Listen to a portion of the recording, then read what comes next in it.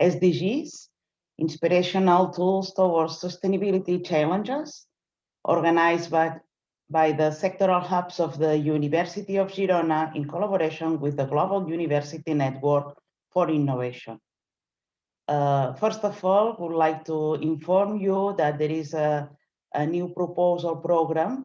So there is some little modifications. So first of all, who will talk about is Dr. Núria Oliver. After her is Dr. Samira Asma, who will talk at more or less around 11:30, and after it will be Professor Ilona Kickbusch and Ana Fernández, who will talk at the end of the session. So maybe we can start now. May I introduce myself? My name is Ana Bonmatí. I am an associate professor in the Faculty of Nursing at the University of Girona. I am a member of the Healthcare Research Group and coordinator of the European Consortium of Public Health and Health Promotion. So before we introduce today's speakers, let me share some brief housekeeping information for a smooth running session. A brief reminder about the session is being recorded. Once the session is finalized, it will be uploaded to the events website and will be shared with those who could not attend the event. Regarding questions for panelists, please write them in the question and answer section. This will be shared with the speaker after her presentation. Also, and in order to address you, please make sure your name is written correctly.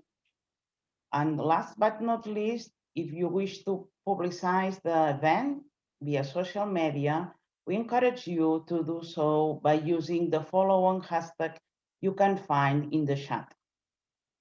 Now that we all know how to virtually engage, and without further delay, let's introduce today's topics and speakers. It's an honor for me to introduce you the four women who will speak to us about inequalities and health, innovation facing challenges in the context of COVID-19. I would like to highlight the fact that 5 women are talking about this issue when the literature clearly demonstrates that COVID-19 has not only increased the health inequalities, but also widened the gender gap. First, it's time for data science. Data has been crucial throughout the pandemic. However, we cannot forget that behind each piece of data, there is a person. Dr. Núria Oliver will explain the role of data science to fight against COVID-19. She is a telecommunications engineer and is the youngest and fourth female member of the Spanish Royal Academy of Engineering. Dr. Oliver is co-founder and vice-president of ELLIS, the European Laboratory for Learning and Intelligent Systems, and chief data science of Data Pop Alliance and commissioner for the president of the Valencian government on artificial intelligence and data science against COVID-19. She has been an advisor to the Spanish, Belgian, and Valencian governments, the European Commission, and the World Economic Forum on issues related to artificial intelligence. Moreover, she is member of the Ethics Observatory of Artificial Intelligence of the University of Girona. So, Dr. Núria Oliver. Thank you. Thank you very much, Ana. Good morning. It's a pleasure to be here today. In the next 25 minutes or so, I'm going to share with you our experience in using data science to help fight COVID-19. This is an effort that we launched in March of 2020, 1 year ago. And the main goal was to assist in making better decisions, better public policy decisions during the pandemic through the analysis of data. Basically, our main motivation and goal is to fill this gap. On the one hand, we have different data sources, and data is a reflection, a digital reflection of an underlying reality. Our goal is that the policymakers and the decision makers base their decisions on evidence, on the underlying reality. So such decisions are trying to address whatever priorities or whatever limitations or weaknesses we have, in reality. And one of the biggest challenges today is how we fill this gap, the gap between where the data is and where the policymakers are. And that's the main goal for our team. And we structure this challenge into 4 working areas. The first one is large-scale human mobility analysis. An infectious disease that is transmitted person to person doesn't become a pandemic if people don't move. And that's why they limit our movements so they can geographically contain the pandemic. So understanding and quantifying human mobility is very important. That's why it's our first working area. The second area is the development of computational epidemiological models, models that enable us to predict how the pandemic is going to evolve, not only under the current situation, but also under different possible scenarios of confinement measures, vaccinations, contact tracing, and so forth. The third team is working on predictive models of mainly hospital occupancy and also prevalence of the disease. And the last team is working on a very large citizen science project called COVID-19 Impact Survey, which is an anonymous online survey about COVID-19, which has become one of the largest in the world with over 500,000 answers. Even the results of these working areas are still too technical, and we still have a gap between where the output is of all these models and where the policymakers are. And one of the key elements that has been fundamental for the success of our team is having this layer of results interpretation, aggregation, preparation, prioritization, where I've done a lot of that work in collaboration with a member of the government. So we have a politician that belongs to this team that is the main interface between the technical work and the government, and who is also the main advocate of all this work within the Valencian government. Unfortunately, it's not very common to have teams similar to ours in other governments worldwide. And I think it's because there are many challenges related to creating such a team. And we reflect on some of those challenges in a recent paper that we wrote, a team of international sort of like scientists for science advances. Among other challenges, we have clear capacity and awareness challenges in the public administration. We have difficulties related to accessing data because they are not really digital, a lot of the public administrations. There are concerns, obviously, about privacy and data protection. But for example, all the work that I'm going to describe today is publicly available data, fully aggregated and anonymized, so it's not personal data.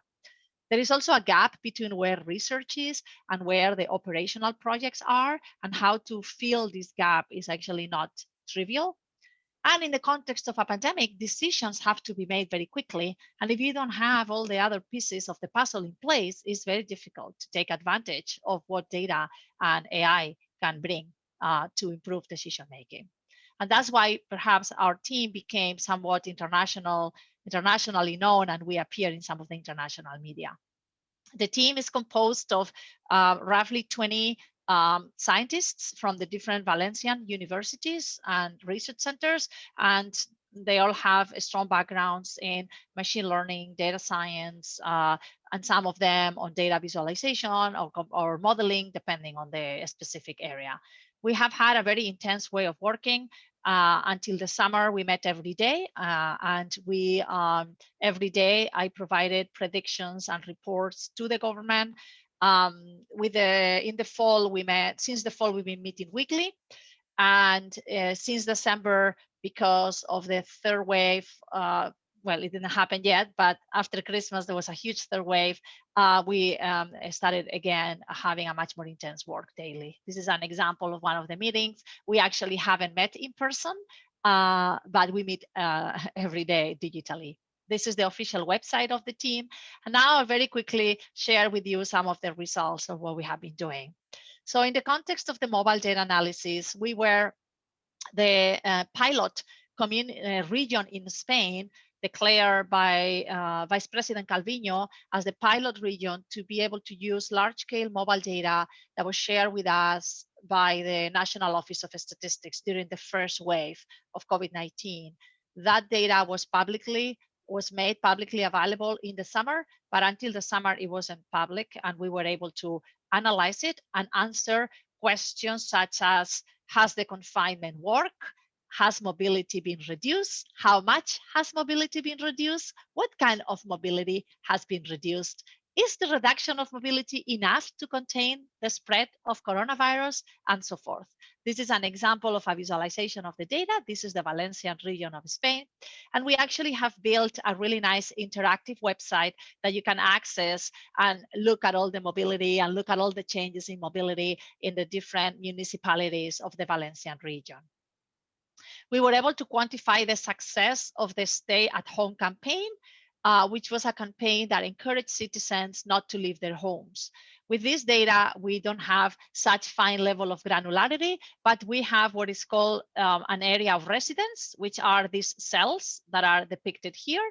And what we could measure was the percentage of people that didn't leave their area of residence for more than 2 hours a day during the entire pandemic. And during the first wave of coronavirus last year in March, April, May, June of 2020, on average, 88% of the population during working days and 92% of the population during weekends didn't actually leave their area of residence. Here we see the evolution of the stay-at-home campaign. We see that at the beginning of the pandemic last year, there was still a relatively large, in quotes, percentage of people who left their area of residence. The yellower or the more orange an area is, the lower the percentage on the number of people that stayed at home. And then we see that during the confinement, most of the map became completely green, which means that above 90% of the population stayed at home. From a public health perspective, geographically, the Valencian region is divided into 24 departments of health. So we also do all the analysis for each of the departments of health. We also analyze the impact on labor mobility. I don't know if you remember, but in Spain, we had 2 weeks where there was no labor mobility except for essential services. And we measure the impact that such confinement had on the mobility. This is a visualization of the drop in labor mobility when compared to pre-pandemic day in November of 2019. And we find that the greener the area, the larger the drop in mobility. For example, this area here, there was above 80% of the people that actually didn't move during working hours and when compared to November. But we find that there is a big variation depending on the region. These regions here had a smaller drop in labor mobility. We also computed the levels of activity, the incoming and outgoing flows in the different regions. And we also observed a very significant impact of the confinement in the first wave. These are the activity levels before we had the labor confinement, and the greener the color, the larger the drop in activity levels when compared to a baseline day in November of 2019. We find that some regions had a huge drop in activity levels, but on average it was around 70%. However, during the weeks when we didn't have labor mobility, the entire map became pretty much green, which means drops in the levels of activity that were higher than 80%. In terms of the departments of health, these are the 24 departments of health in the Valencian region. And again, we observe a very significant drop in the activity levels during the confinement, which is the yellow bars, versus November, which is the orange bars. Using this mobility data, we could compute what is called clusters or communities of mobility, which are regions that have a lot of internal mobility, but don't have a lot of mobility with other regions. So they are self-contained. And applying this community finding algorithm to this data, we identified 14 macro health zones. So zones that have a lot of internal mobility, but not that much mobility with other zones. And this is valuable information to do partial confinements of areas. The second team is in working on computational epidemiological models. And with these models, what we want is to be able to answer the following question. How many infected people will there be under different scenarios? Are the social contention measures enough, or should we do more? We have developed 3 different types of models. The first one is sort of like a traditional metapopulation SAIR model. This is a model that divides the population into 4 states, and that's why it's called SAIR. Each letter is 1 state. The first one is the susceptible state, and initially everyone is susceptible to getting COVID-19 back in March of 2020. With a certain probability, the susceptible individuals become exposed to the disease, and with a certain probability, the exposed individuals become infectious and infected, and with a certain probability, the infected individuals recover or die. So this system is given by this set of equations that determine how to move from one state to the next. And basically using this model, we can run simulations of how the pandemic could evolve over time. These probabilities are all already defined for SARS-CoV-2, for COVID-19, so we can apply them in the context of the Valencian region. And this is an example of some of the predictions that we have been doing since March of 2020 until now, basically. So you can see how the model has been predicting the different waves of the pandemic. The second model is an agent-based model. Here, each individual in the Valencian region is modeled as an agent, and they have age and gender, and they have a job, and they have different kinds of mobility. And because we have a model for each person, we can run simulations on how the pandemic would evolve. And we've also been running simulations using this model.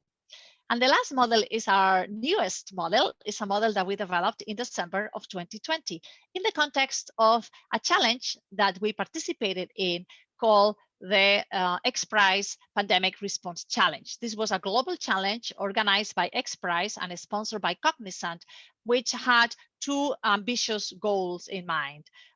We participated as the Valencia IA for COVID-19 team. We have a nice video, but I don't have the time to show the video right now.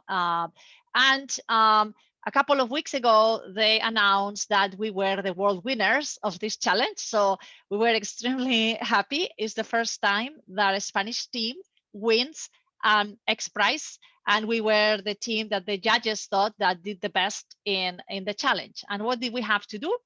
The first thing that we had to do was to build a predictor of the COVID-19 cases for 236 countries and regions in the world for up to 180 days into the future, and taking into account all the different interventions that have been implemented in each of these 236 countries and regions in the world. This is a very ambitious goal, and we used deep neural networks, sophisticated machine learning models, to be able to build these predictors. Our predictor during the phase in the challenge that was evaluating the predictors was the second, I think, best in the mean rank in the world.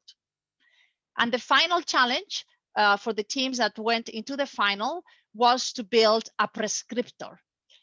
To build an artificial intelligence system that for each of the 236 countries and regions in the world would actually recommend up to 10 different policies of interventions to apply that would fulfill the following condition.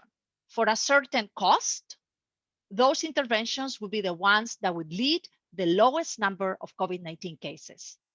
So we built an interactive visualization of our prescriptor where you can enter the country, and then it proposes 10 different policies. Each of these dots is a different policy that includes 12 different levels of activation of different types of interventions. For example, the first one would be policies around school closing, the second one about workplace closing, the third one about canceling public events, the fourth one about restrictions on gatherings, and so forth. And each of these policies has the property that for a certain cost, which is the x-axis, is the policy that leads to the minimum number of cases. And you can also compare two different policies to see how much more money one policy would cost and how many more or less cases the policy would lead to. And this is all publicly available on our website that you can access. The third team has been working on developing predictive models. We have built models on predicting the incidence of the disease, on predicting the intensive care and hospital occupancy, and also on inferring the prevalence of the disease. And the last team, we've been developing a really large-scale citizen survey called the COVID-19 Impact Survey, which has become one of the largest in the world. Why did we develop this survey? Because there were very important and interesting questions that we couldn't answer with the existing data. For example, what is our social contact behavior? What is the economic and labor impact of the disease? What is our level of resilience towards confinement? What's the prevalence of symptoms? What's the testing availability? What's the emotional impact of the disease? What individual protection measures do we adopt? Is contact tracing working? I mean, there are so many questions. So we designed this survey, which we invested a fair amount of effort in designing the questions. We have 26 questions. It's translated to many, many different languages. And we do have a very substantial sample from Spain, Italy, Germany, and Brazil since March of 2020. So we are now on week 52 of the survey, I think it is. And it is an incredible data set to understand the situation and the perception of people during the pandemic. We have a scientific paper that describes the methodology and shares the data from the first week of the survey, and also, all the results of analyzing the first week of the data. We have an interactive visualization in Tableau here, and I encourage you to go there. You can see all the data. You can select the country, gender, age, region, and we actually have identified significant gender differences and age differences in the impact of the pandemic that we can discuss during the Q&A. Once we reached the first peak, there were some important questions to answer. And one of the most important questions was, have we reached herd immunity? How many people are there really infected? If you remember back in March, April 2020, there weren't enough tests. We really didn't know how many people were infected with COVID-19. And there was this question of, maybe there has been enough people infected. We didn't have the results of a seroprevalence study because we didn't have a seroprevalence study. So to help the government, we answered such a question in April of 2020 using 3 different methods. First of all, using some of the questions from the survey, we built a generalized linear model that was inferring the prevalence of the disease. And it was actually a fairly accurate calculation, because then we validated with the seroprevalence study that was published a month and a half or 2 months later. We also infer the prevalence using the death data. How many infected individuals do you need to have to explain the observed number of deaths? And for the case of the Valencian region, we obtained roughly 2.37 of the population, which was very aligned with the seroprevalence study. And finally, we can also infer the prevalence from our computational epidemiological models, because our models have an underlying number of infected individuals, which is much larger than the number of reported infected individuals. So in our model, we both compute the reported infected individuals and the real infected individuals. And by computing the real infected individuals, we also estimated that during the first wave, we had around 2.3% of the population infected. So the answer to that question was no, we are very far away from herd immunity. And as soon as we lift the measures, there is going to be another wave of the disease, which is what happened. We also used our agent-based model to quantify the impact of contact tracing. And we found that if people could isolate themselves, which is not the case, but if every positive case could isolate themselves, even doing 40 to 50% of contact tracing would be enough.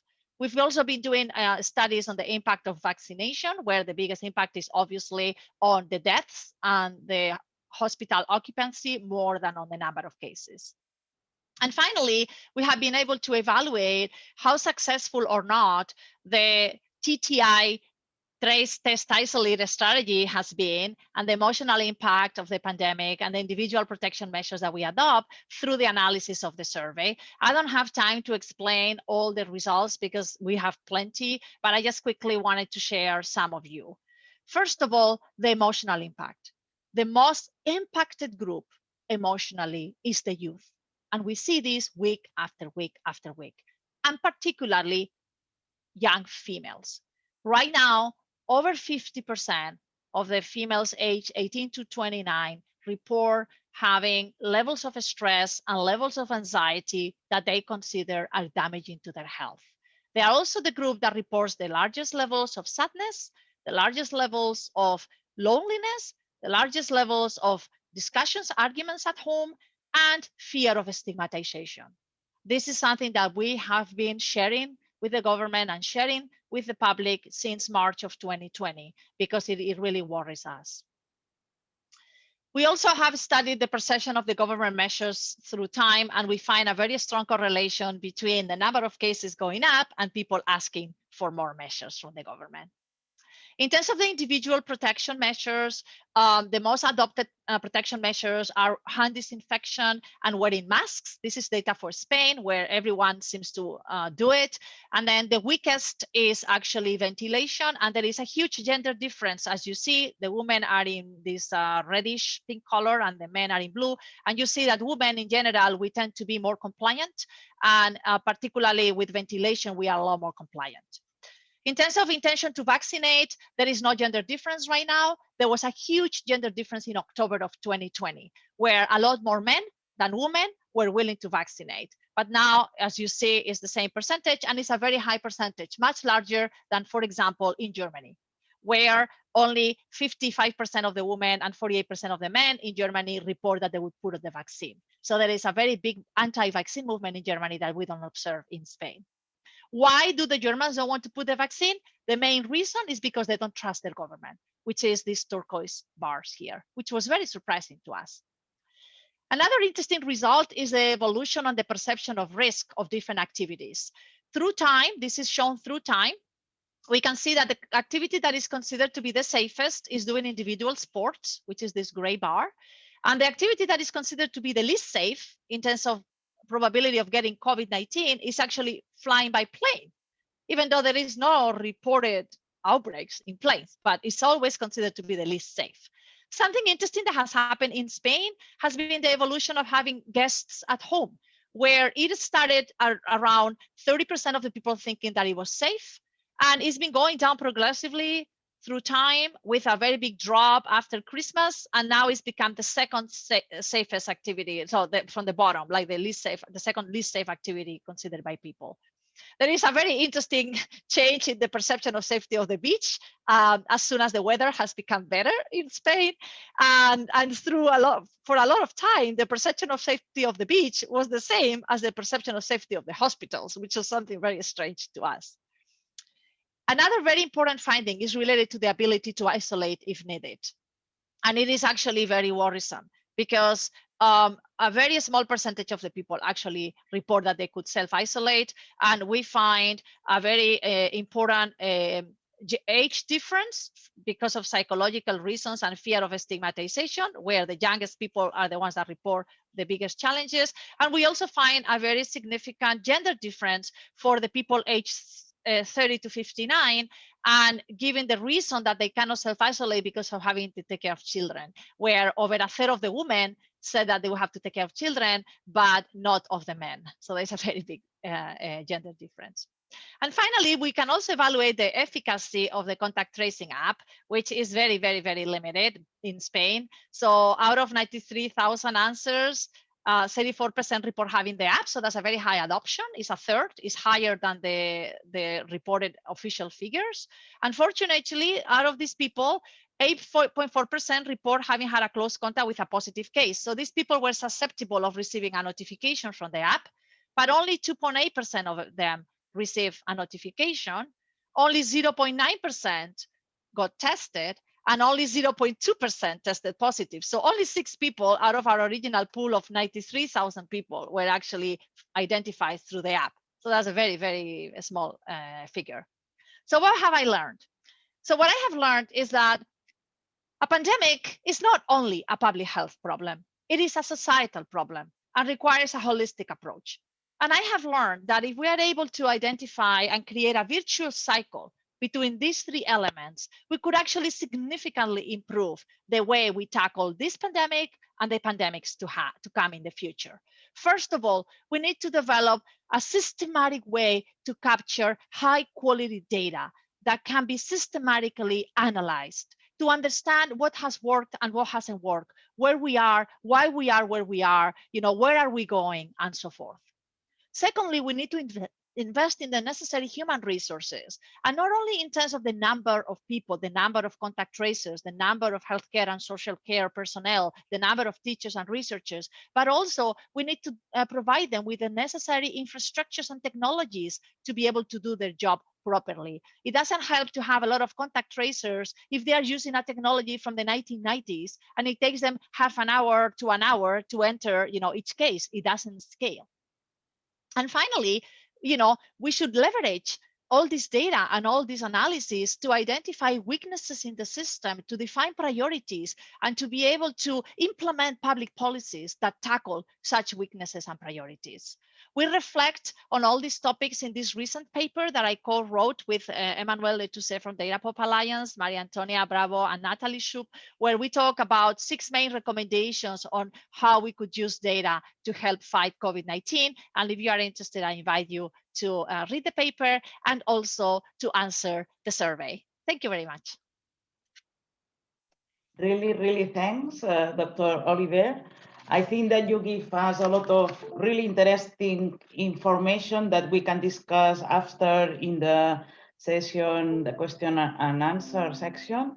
So only one comment, I would like to add the person in the center of your last diagram. I think that it's crucial that person will be in the center, of course, but this is so we have that in the paper that I mentioned. Evidently, it has a human-centric approach, and yes, I completely agree with you. That is important. Of course, it's only a comment. See you later after in the question and answer section. Really, thanks.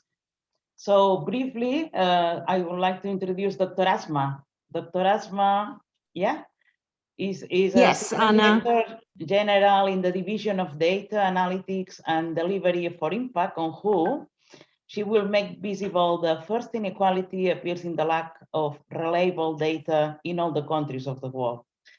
Her session is entitled Follow the Data, No Leave No One Behind, Leveraging Data and Partnerships to Reach the Health-Related SDGs and Tackle Global Inequalities.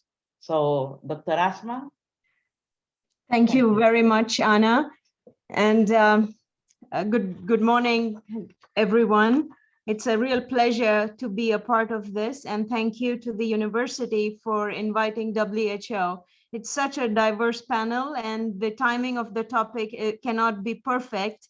The technology and the innovation to advance health, save lives, and protect health and well-being. Innovation and technology are truly intertwined and resonate very closely with what Dr. Tedros, the Director General of WHO's vision is to transform WHO in truly to become a modern, innovative, data-driven organization. I would just like to connect if the PowerPoint slides are going to be projected.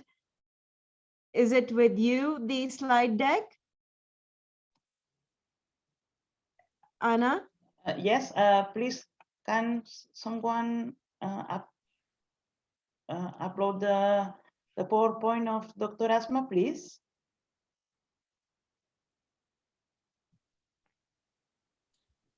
Yeah? Yes, Anna, one moment, please. Yes. Great, thank you very much again. Actually, I think as the previous speaker has spoken, that COVID has truly been a stark reminder that we must work together, use all the technology and innovation at our disposal, and partnerships really would enable us to accomplish things that we all aim to achieve with the ambition that we have to achieve SDGs within the time frame. And we have taken a lot of lessons from the pandemic so that we can build a better global health architecture so that we can address the future challenges effectively and equitably.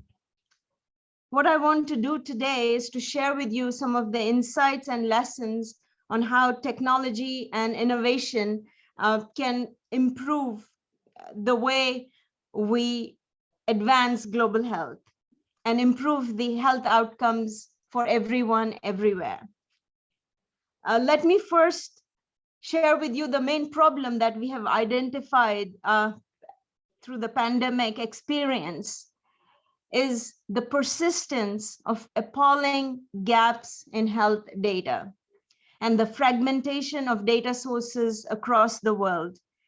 And this slide is quite telling that we are unable to accurately count a fact of life, that is deaths. It has been a challenge in every country that we are unable to truly measure the impact of the pandemic. Even in the wealthiest nations, while data seems to be everywhere, and the focus has been how we can report accurately and to use the data effectively. And if you can move to the next slide, here is what we have seen just last year, that many of the countries are having challenges in truly accounting the true impact of the COVID pandemic. In some countries, we see truly lack of capacity to collect deaths and causes of death.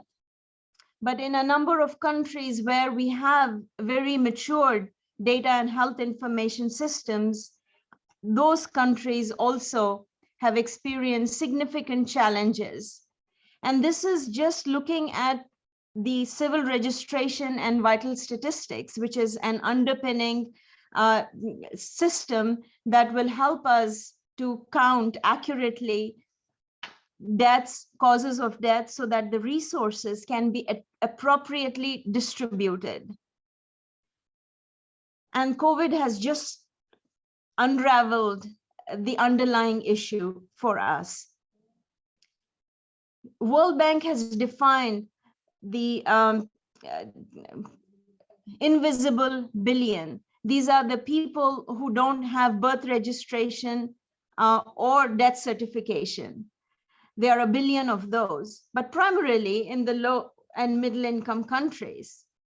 But recent reports you may have seen, even in the most developed countries, the reporting of deaths either have lagged behind or are inaccurate. The recent is from the United States, where homeless population and their deaths have been significantly underestimated.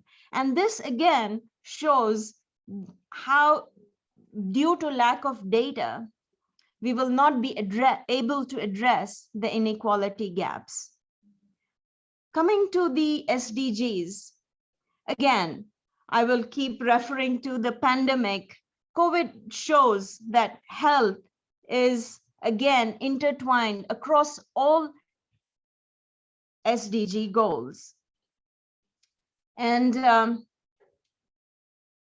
it is important that we connect the dots. And what we are seeing is that many of the health indicators or health-related indicators lack significantly various types of data. So we will not be able to know whether we are making progress towards the health-related SDGs. And it truly obstructs our understanding on how the health interacts with many other SDGs, whether it is climate, whether it is poverty, education, inequalities, etc., or the social determinants of health. Next slide, please. So here are the data gaps. for SDG related information. And you will see that in many parts of the world, least developed countries, the situation is also quite different, where there is data that is virtually non-existent. And the recent report that WHO released, which assessed for the first time the status of data and health information systems for majority of the countries in the world, showed that there is a variability in data availability, and that makes it quite difficult. And looking at this map, for example, when we talk about death certification, in Africa, 9 out of 10 deaths are not recorded. And that makes it very difficult to know what the person died of. In the case of the pandemic, whether it is death due to COVID or COVID-related death. And the challenges are often, again, lack of capacity, or the data is fragmented. And that's where I think we need to utilize the innovation and the technology that is at our disposal. There is data disparities, as you see, between countries, and there are data disparities within countries. We may have a very good national representation, but when we look at subnational or local data representation, then the story is quite different. If we go to the next slide, please. So these are the problems, and the next one. So we have problems with data gaps, data disaggregation. We have challenges with regard to data analytics and data sharing. And very few countries have data that is disaggregated by gender or many other socioeconomic variables.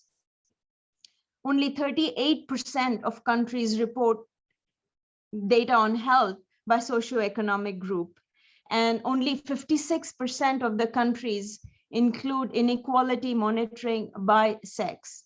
So disaggregated data is what truly enables policymakers to identify populations that are vulnerable, those that are left behind.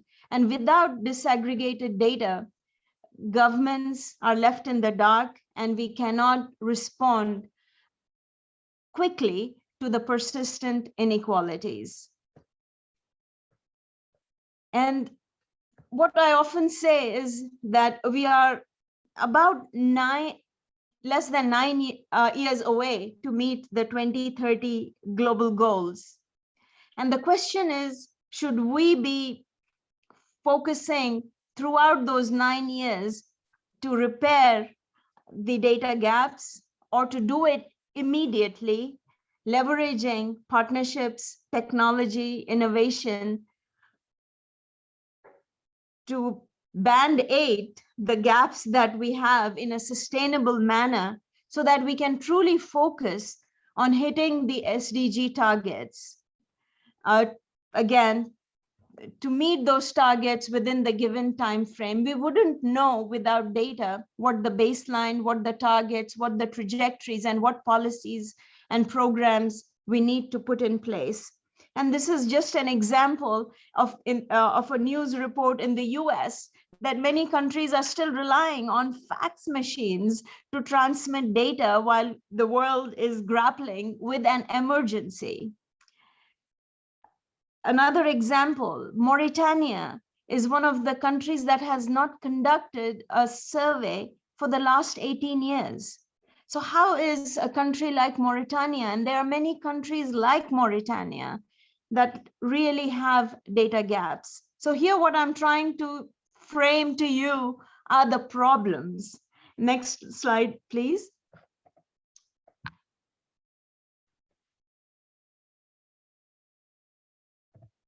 And this is quite a impressive, tragic story from a news report in Zimbabwe, where because of the impact of COVID, there were stillbirths because there was no access to care in a timely manner. And this is quite a tragic picture. Would we know that these deaths were counted or not? How would we know without having a good data and health information systems? I truly say that good public health programs are the ones that use data to drive impact. And excellent public health programs are those that truly use data in real time, so that we can make course corrections as we go forward in real time, not after the fact, because that way we would save more lives, we would be more efficient, and we would do a better job. So there are too many fragmentations at the moment, and many countries, again, lack the systems. And what we need is truly a collective global investment and alignment, so that we can build a truly global health data system architecture that everyone can benefit and should benefit from. Next slide, please. So what we have done is the solutions that I would like to focus on. We know the problems are very clear, very distinct, and these problems may seem enormous, that we have so many data gaps to fill, etc.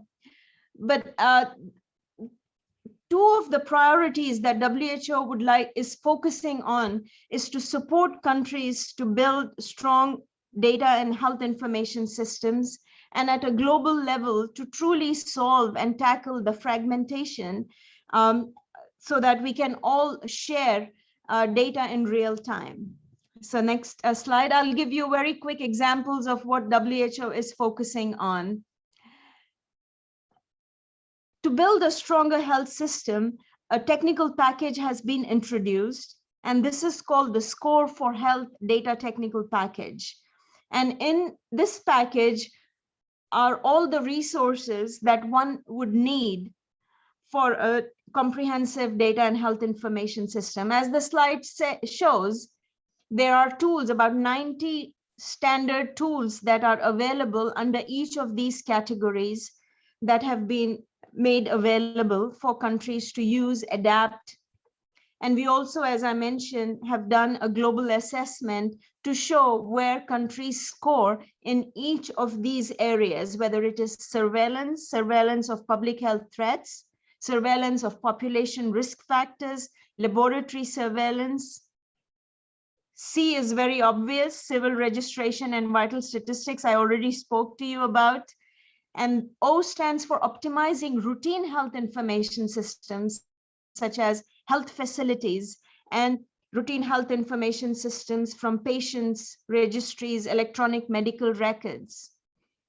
It is important for countries and institutions to use data to improve performance and policies, not just to report upwards alone.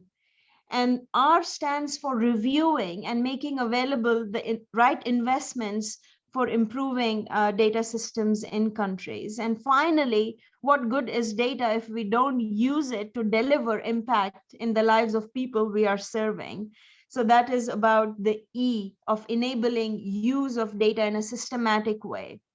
So this year we have a baseline of the countries where they are and what they have scored on each of these elements. And we will see a number of countries lack and have yet to make progress in each of these elements. So now we have a very good global framework.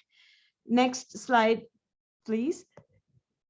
So now we ought to now use the technology that is at our disposal.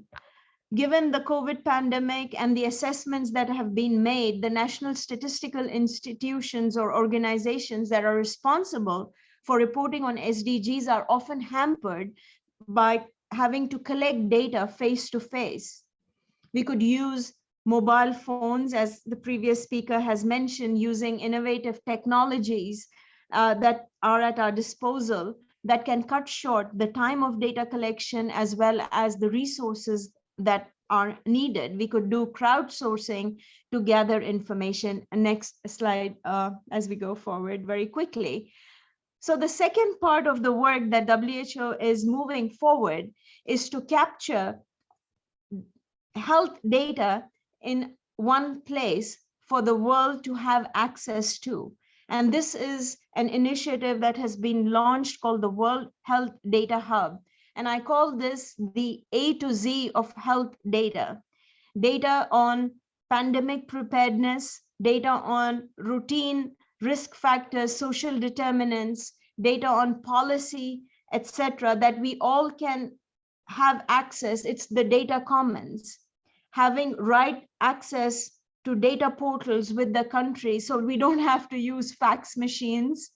So the technology is behind this. We will have few launches. The first one will be making available data on all COVID mortality and the impact, both direct and indirect impact of COVID. That will be the first launch of the World Health Data Hub in May, followed by various sprints. There will be a data lake, as well as how data can be downloaded and the insights can be generated and disseminated. And we are truly seeing this as a collaborative enterprise. But underlying this, we need to have very strong data governance mechanisms as to what data should be shared at what time with whom.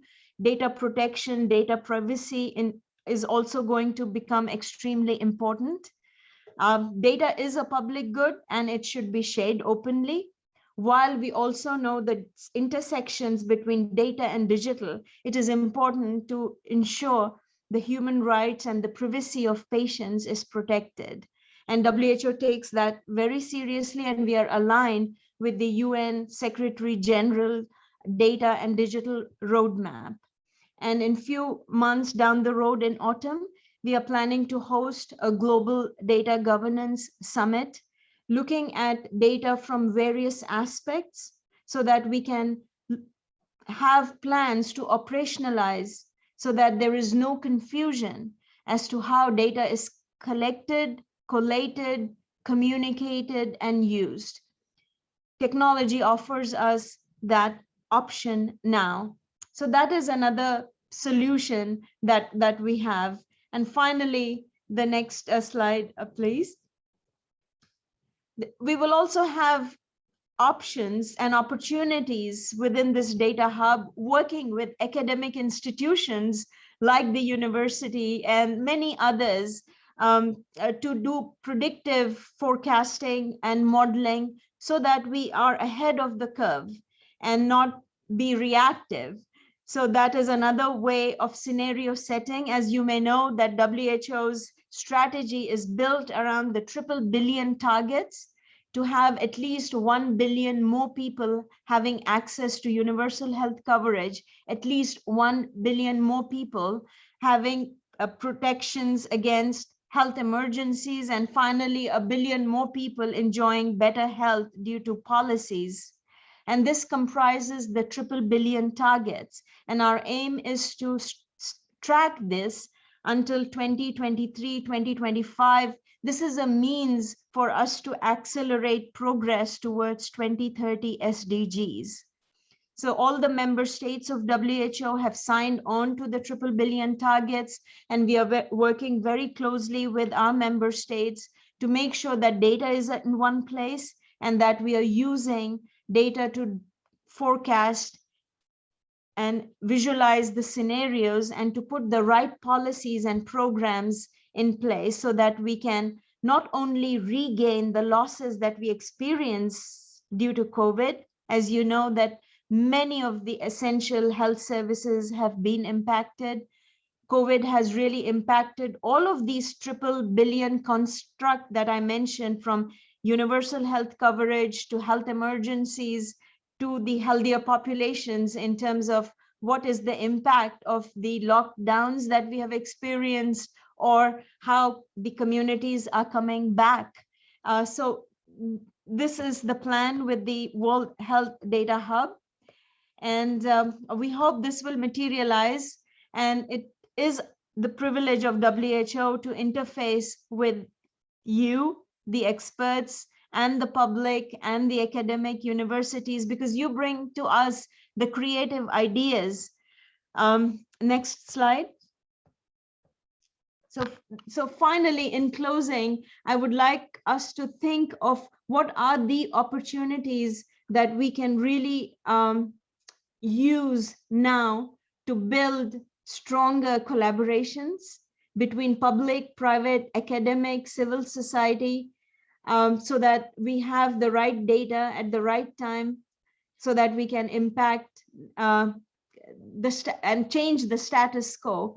And I think COVID truly has challenged us all that the status quo is not an option. We really need to move quickly and close the data gap that we have experienced. So look forward to the discussions that will emanate from these series of webinars, and look forward to be a part of this truly inspiring panel. And I'm really privileged to share this panel with colleagues. Thank you very much. Really thanks, Dr. Asma. It's really interesting to if we can visualize the difficulties that maybe the lack of data can produce after with this really artificial intelligence that try to help us in the quality of life of people.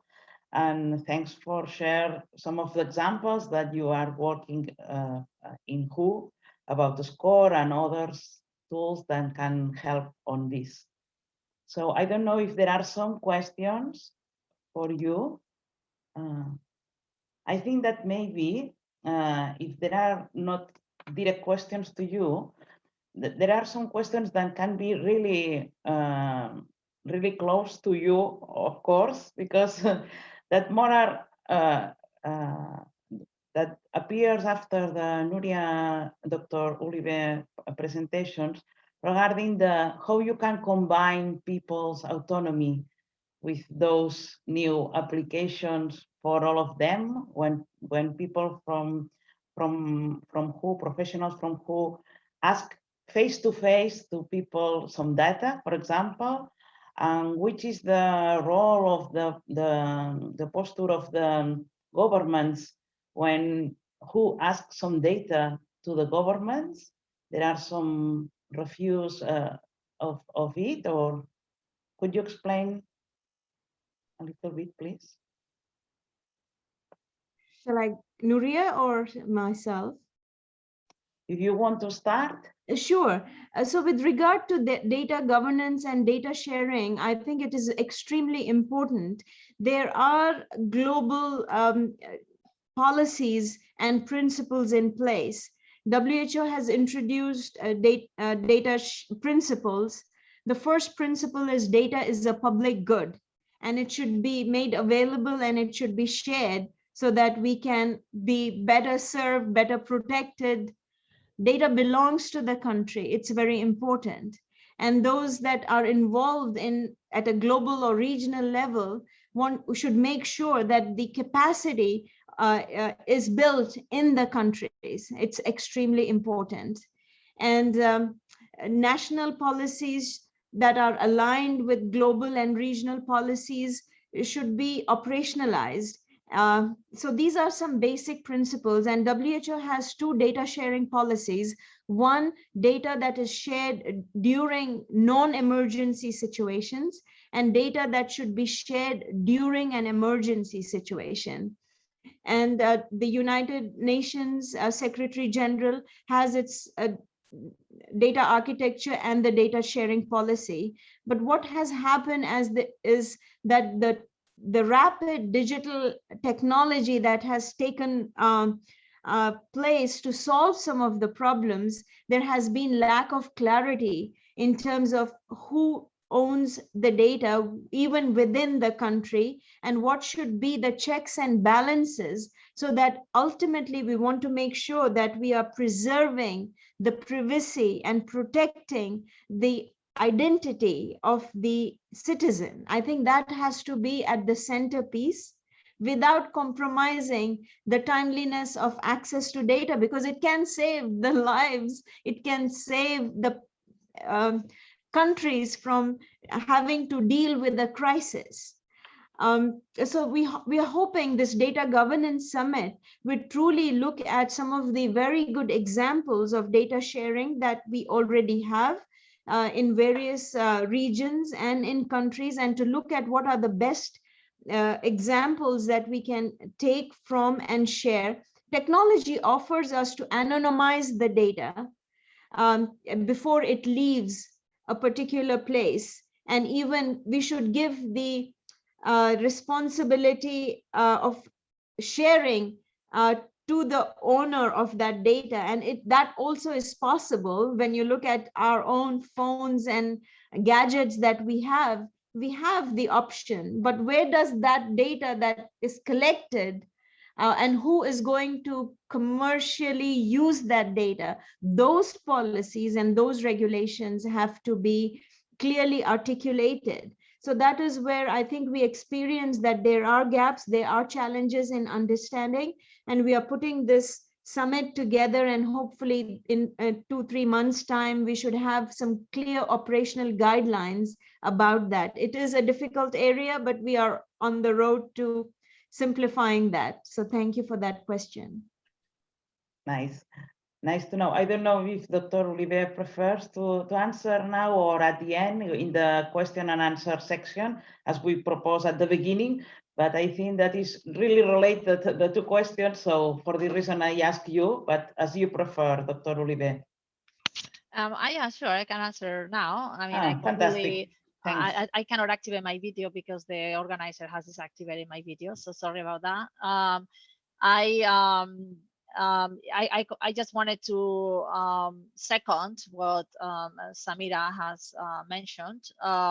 And in my experience, as I described at the beginning of my presentation, one of the biggest challenges is the lack of capacities, both in terms of infrastructure and in terms of human capacities in most of the public administrations in the world, both in developed economies and in developing economies. And just to give you an anecdote, which I think illustrates the level of sophistication, as I mentioned, our team, we've been helping the government since March of 2020. And for many months, I had to explain many times that data is not a PDF with a table in it. This is what they think data is. So the level of understanding of what data science means, the possibilities, that's why I emphasize the importance of having a systematic way to capture and share and analyze the data, while of course ensuring the highest levels of security and privacy. And as I mentioned, every single thing that I describe in my presentation is non-personal data. It's fully aggregated, fully anonymized, and also it's impossible. It's just number of cases aggregated by region. I mean, it's completely anonymous data. Even that level of data is not available, has not been available. We don't have, we haven't had high quality, reliable data because we don't have the processes in place to make a systematic capture of such data in digital form. And that's why my biggest hope is that as a result of this pandemic, we actually accelerate and we actually invest in deploying the necessary infrastructures and also the necessary human resources to be able to digitize the public administrations. In Spain, the average age of the civil servants is 55 years old. And these are people that did an exam 30 years ago, and their job never really changed. I mean, we need a massive program in reskilling and upskilling, a huge percentage of the workforce in the public administrations, so they become much more data savvy and much more digitally savvy. And and I truly hope that at least part of the European reconstruction funds would be leveraged and used to perform the necessary digitization of the public administrations. This is something that has happened in most of the big companies. Most of the big companies today are way more data-centric, data-driven, and digital than the governments. And I think that's something that we should change. Otherwise, the next pandemic, we're going to be in the same situation as in this pandemic.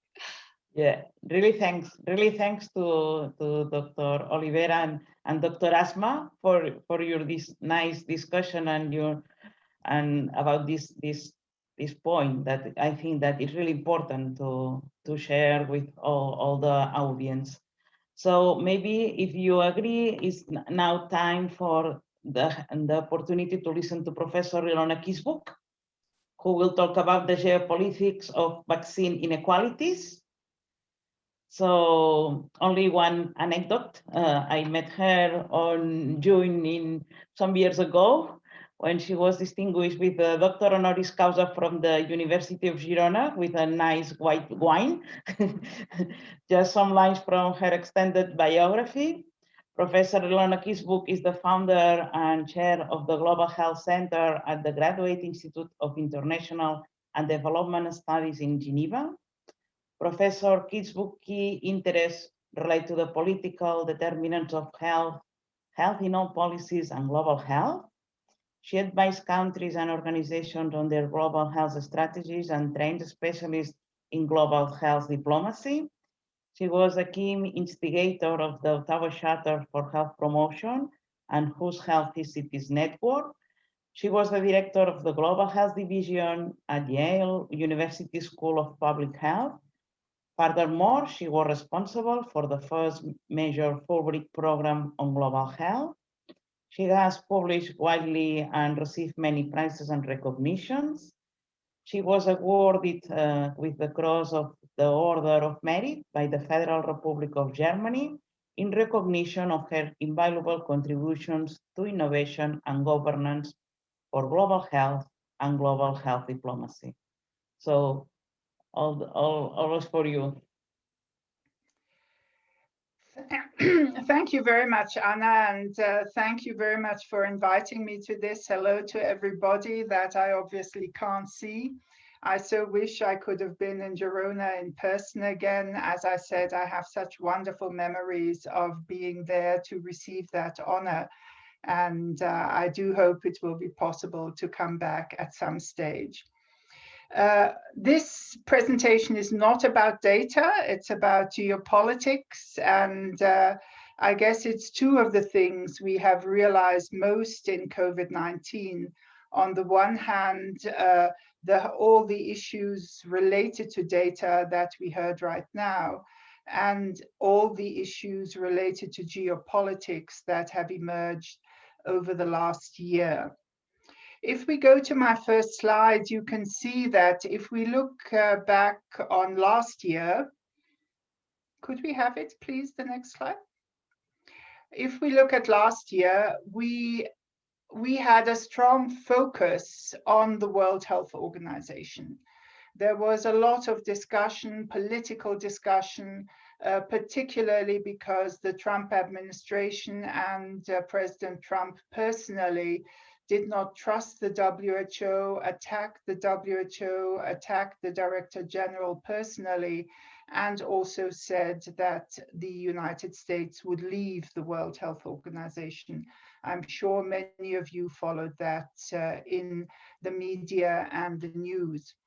What it was all about, of course, was a proxy conflict, a conflict between the US and China around the growing pandemic, the results that the United States itself was experiencing at that point. And all in all, it was also a strategic weakening of multilateralism in general. You know that the Trump administration left a whole number of organizations and also weakened others. So it was not possible to have serious agreements in the G7 or the G20 or at the UN Security Council because of the positions taken by the Trump administration. We have seen a tremendous shift now with the new administration when President Biden took over. And we also see the way things developed in the second half of 2020 is that now in 2021, WHO is actually seen very, very much as part of the solution and not the key problem. Of course, there are reforms that WHO needs, that every organization needs, as we now know that every member state of WHO needs. But we can definitely say we are now facing a major, major challenge together. And that is what my next slide says. My next slide says that vaccine equity will be the defining global health issue in 2021. It has already become this. It is linked inextricably to geopolitics, and we can see that the possibility to get vaccinated stretches for some countries, mainly the poorer countries, right into the end of 2023 if we are going to continue vaccinating the world at the speed that we are doing now. So that means none of us will be safe until the end of 2023. Just imagine that.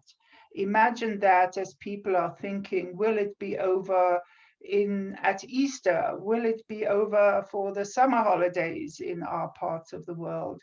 And here you are seeing that possibly we will not achieve vaccine equity until over 2 years down the road, if not longer. And that means think of the mutants, think of travel, think of so many of the exchanges we have in a globalized world. That will have tremendous consequences for our economies and for our everyday lives.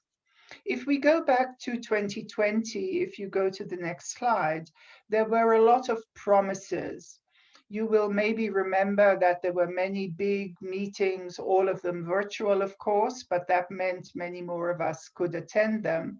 That there were two big promises made in meetings that were organized by the WHO together with other member states, together in particular with the European Union, to state that health and particularly vaccines are a global public good, and that everyone should work together for fair distribution within and between countries. WHO did its technical work. It developed a framework for equitable allocation of COVID-19 vaccines to guide countries, to guide donors, how they should proceed. And they put a very big focus on first immunizing health professionals, because they were in so many countries the most essential workers that we have in the context of a COVID-19 crisis. At the same time, an equity movement emerged, which included major organizations, individuals, and the WHO around the world, to say that we need to ensure equitable access to the vaccines. What we got, and the next slide tries to clarify that, is vaccine diplomacy. In our institute at the Graduate Institute in Geneva, our Global Health Center, we have just issued a guide to global health diplomacy. And we also looked at vaccine diplomacy along the lines of 7 dimensions of health diplomacy that we had developed. And we, of course, saw in the course of last year a tremendous increase in crisis diplomacy at the WHO, the UN, the G7, the G20, not with many results, as I said earlier, because of the position of the US, which is an opportunity and a chance we have now that I will come back to. There was a big push to build alliances in support of health and well-being in relation to COVID-19, and 2 of the greatest outcomes of new governance mechanisms and cooperation financially and with donors have been new institutions that were created. The ACT Accelerator that WHO put in place to move forward innovations on vaccines, therapeutics, and diagnostics. The Kovacs Alliance that aims to distribute the vaccines in a fair way around the world. A technology pool for countries to share solutions, and a solidarity fund to share resources. But what has been particularly important and also difficult, that we found that many of the high-income countries are more willing to share money, like contributing to Kovacs, but are not willing to have other political initiatives taken up. India and South Africa went to the World Trade Organization wanting to use the intellectual property waiver that is possible for vaccines, therapeutics, and diagnostics in a crisis and pandemic situation. We see that all high-income countries presently are opposed to such a move. We've also seen that this approach of global health diplomacy to improve relations between countries through health and well-being has been used for geopolitical health diplomacy, which I will describe in more detail in a minute. And I've just put here words like mass diplomacy, vaccine diplomacy, that we have been experiencing. And of course, in vaccine diplomacy, we have also seen that the United Nations, that the Security Council, that other bodies related to peace and security have taken up the issue of vaccination, also looking at how will migrant populations have access, how will countries like Syria in the war situation have access, and the like. So the challenge for vaccine health diplomacy is enormous. We have suggested, and I say this on the next slide, that there are two types of vaccine diplomacy. One type of vaccine diplomacy, which is illustrated in the bottom picture, is a vaccine diplomacy that aims at global solidarity, global collaboration, and that uses multilateral mechanisms. And you can see here a box of vaccines sent by Kovacs, which indicates the major multilateral organizations that contribute. But the other is for geopolitical gain and to some extent for alliance building. And on top, you see the other box, which shows you very clearly where the vaccine comes from. And in this case, it's a Chinese vaccine, and it's very clear all over that this is a gift from China. If we just look at vaccine diplomacy for solidarity for a minute, I want to show you a couple of slides. If we go to the next slide, you can see that vaccine diplomacy for solidarity has very, very much been exemplified through the Kovacs Initiative.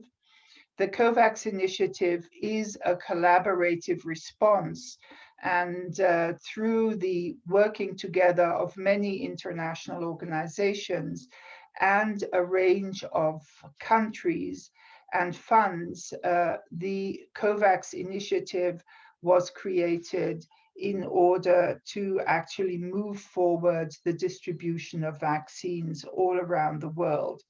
I've already mentioned the COVID-19 access pool, and as you'll see on the next slide, a really big move forward was taken by the World Health Organization when it created the ACT Accelerator Initiative, where it's tried to coordinate research all around the world to find solutions. We focused very much on the vaccines, and my presentation here also does, but we mustn't forget, we're also looking at medicines and drugs. We're also looking at diagnostics. And the picture here just shows you the wide range of organizations that have come together to actually create this cooperation in science. And if we can say one thing for the last year, never before have we had such scientific cooperation around the world as has been created around COVID-19. And one would just wish that the political collaboration had followed this model of the scientists. If you look at the next slide, you can see what is so worrying in relation to the vaccine equity. On the left-hand side, you can see that countries, particularly rich countries, have been giving significant funds to the Kovacs Initiative to allow a sharing of vaccines with who do not have the resources. And actually the United States, here you see 2 billion, has actually now, the Biden administration has promised 4 billion. But if you look on the right-hand picture, you can see that some of these countries are also among the countries that have pre-ordered the most vaccines in the world. And so you have an imbalance that on the one hand, the money is partly there, but the vaccines aren't, because the vaccines are on the right-hand side. And many of the countries are at present not willing to share the concrete vaccines that are available. And as Dr. Tedros says frequently, the difference is made by having access to vaccines and by vaccinations, you know, that they really get into the arms of people. And it is this tension that we are finding in the international arena. You can see on the next slide that we're facing a very unique international and historical situation. Could we have the next slide, please? You can see that we had vaccines much sooner than we ever expected, which is why to some extent Kovacs took a longer time than we had initially hoped and is now catching up. Kovacs has now delivered to over 20 countries, as you know. But you can see here on this slide the wide number of vaccines we already have. We are told that 500 other projects around the world are continuing to work on vaccines. And this is also so important because of the mutants, because we don't know some of the longer term issues. But you can also see that the flags are incredibly important here. Is this a Chinese vaccine? Is this a Russian vaccine? Is this a Western vaccine?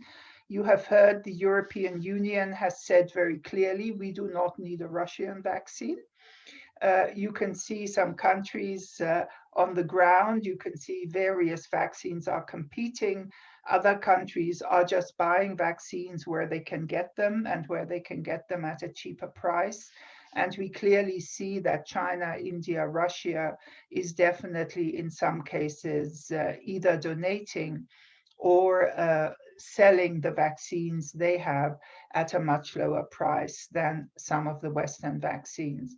So you have international organizations, and that leads us to some of the data that show you very clearly which vaccines are going where, who is buying what, and what the geopolitical consequences of that are.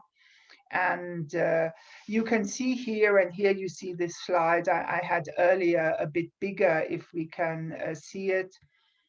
The next one, please, the next one. Yes, you can see the distribution of how many vaccines have been administered per 100 people just a few days ago.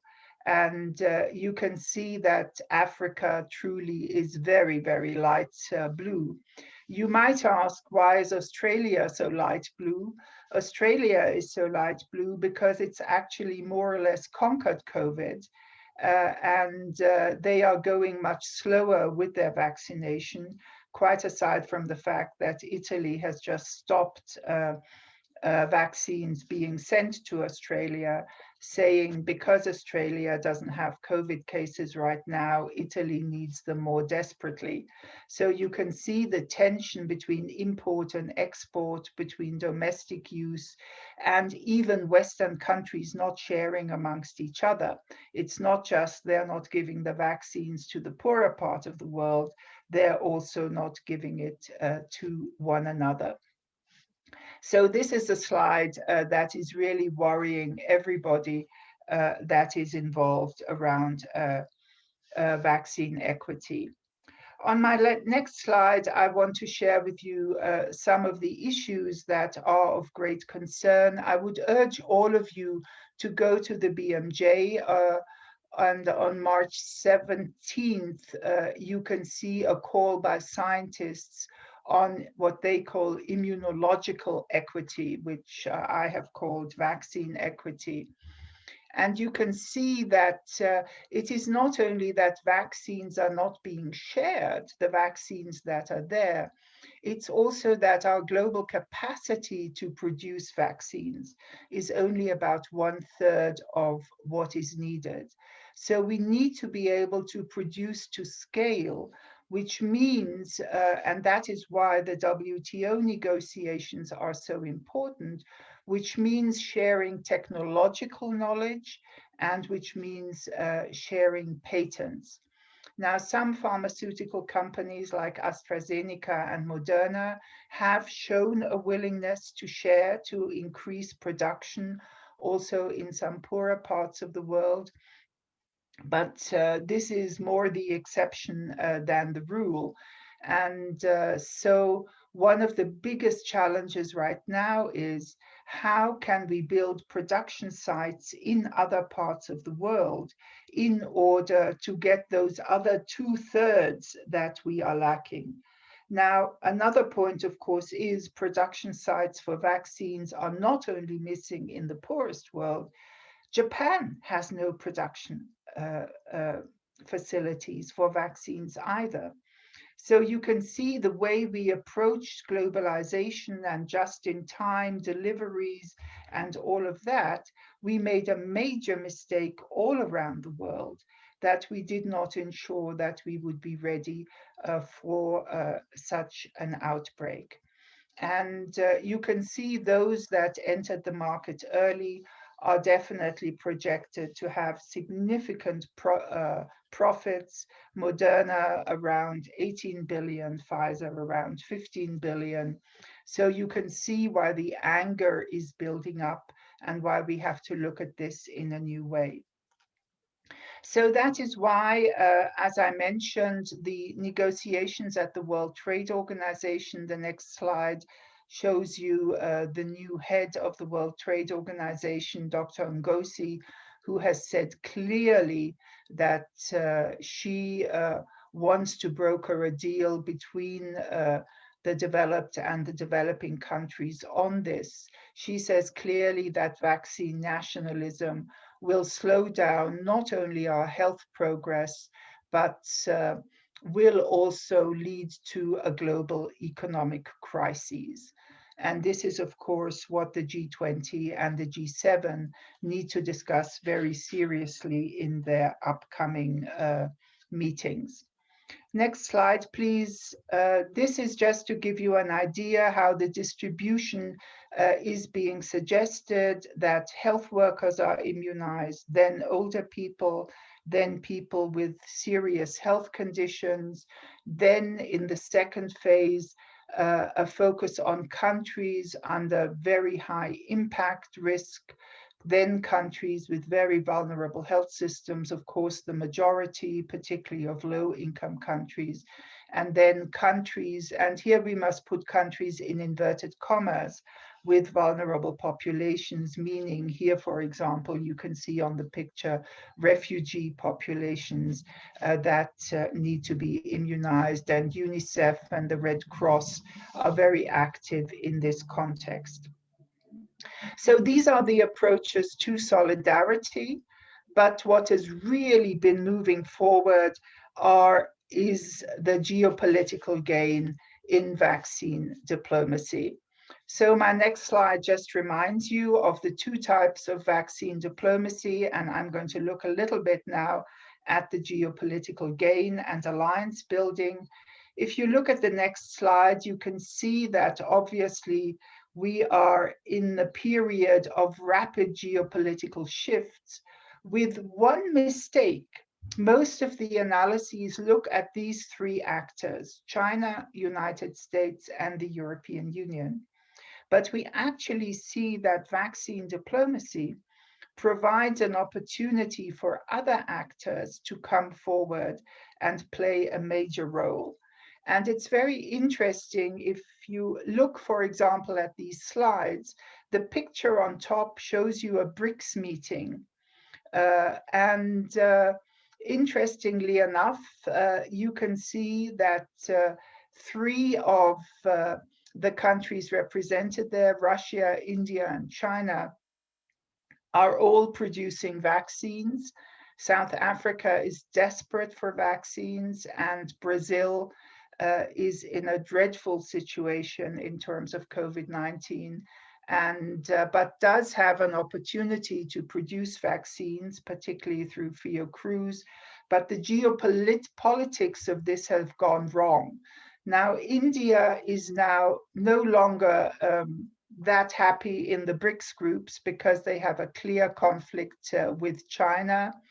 And you can see on the bottom slide that we have a new constellation coming up where India, Japan, Australia, and the United States are creating a new entity to move forward and create a big cooperation on vaccines, with India producing the vaccines that will support these 4 countries plus countries that they would like to support with vaccines for geopolitical reasons. So if you go to the next slide, you can see that what is developing is a systems competition for hard and soft power and for establishing trust in this whole situation. And of course, the countries that are not getting vaccines or getting vaccines from certain other countries are going to remember who contributed to global solidarity, not only with money, but with political support, TRIPS waiver, reducing export restrictions, etc., who helped in terms of scientific innovation and who actually helped concretely on the spot. And we are already seeing a significant shift there. I'll just look quickly at some of the key players. If you go to the next slide, you can see that the player that has really significant problems right now is the European Union to sort out the tensions between multilateralism and self-interest, because initially it was the European Union that pushed for vaccine diplomacy under a solidarity concept. But now it is pushed into a Europe first model that is incredibly difficult at the global level. And the vaccine race that we have, with Europe being compared to the USA, to Israel, to the UK, is actually making it incredibly difficult to be a global actor. And of course, the European Union is also opposed to a TRIPS waiver.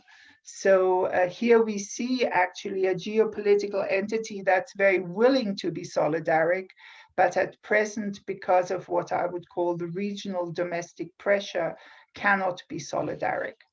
If you go to the next slide, you can see that this situation, the vaccine nationalism of the Western countries, has given the entry point for the others. Russia has already sent its Sputnik 5 vaccine to European Union countries. to Hungary and Slovakia and has offered to supply 50 million doses to Europe, which Europe is at present saying, no, thank you, we don't want it. It's also producing Sputnik 5 in Europe. And this, of course, is linked to the destabilization agenda that Russia has in relation to Europe. And you know that Hungary plays a very important role here. The next slide shows you India. No, sorry, the next slide shows you China. There you can see that China is playing at least 2 games, if not 3. It has contributed or plans to contribute doses to Kovacs and share through that mechanism.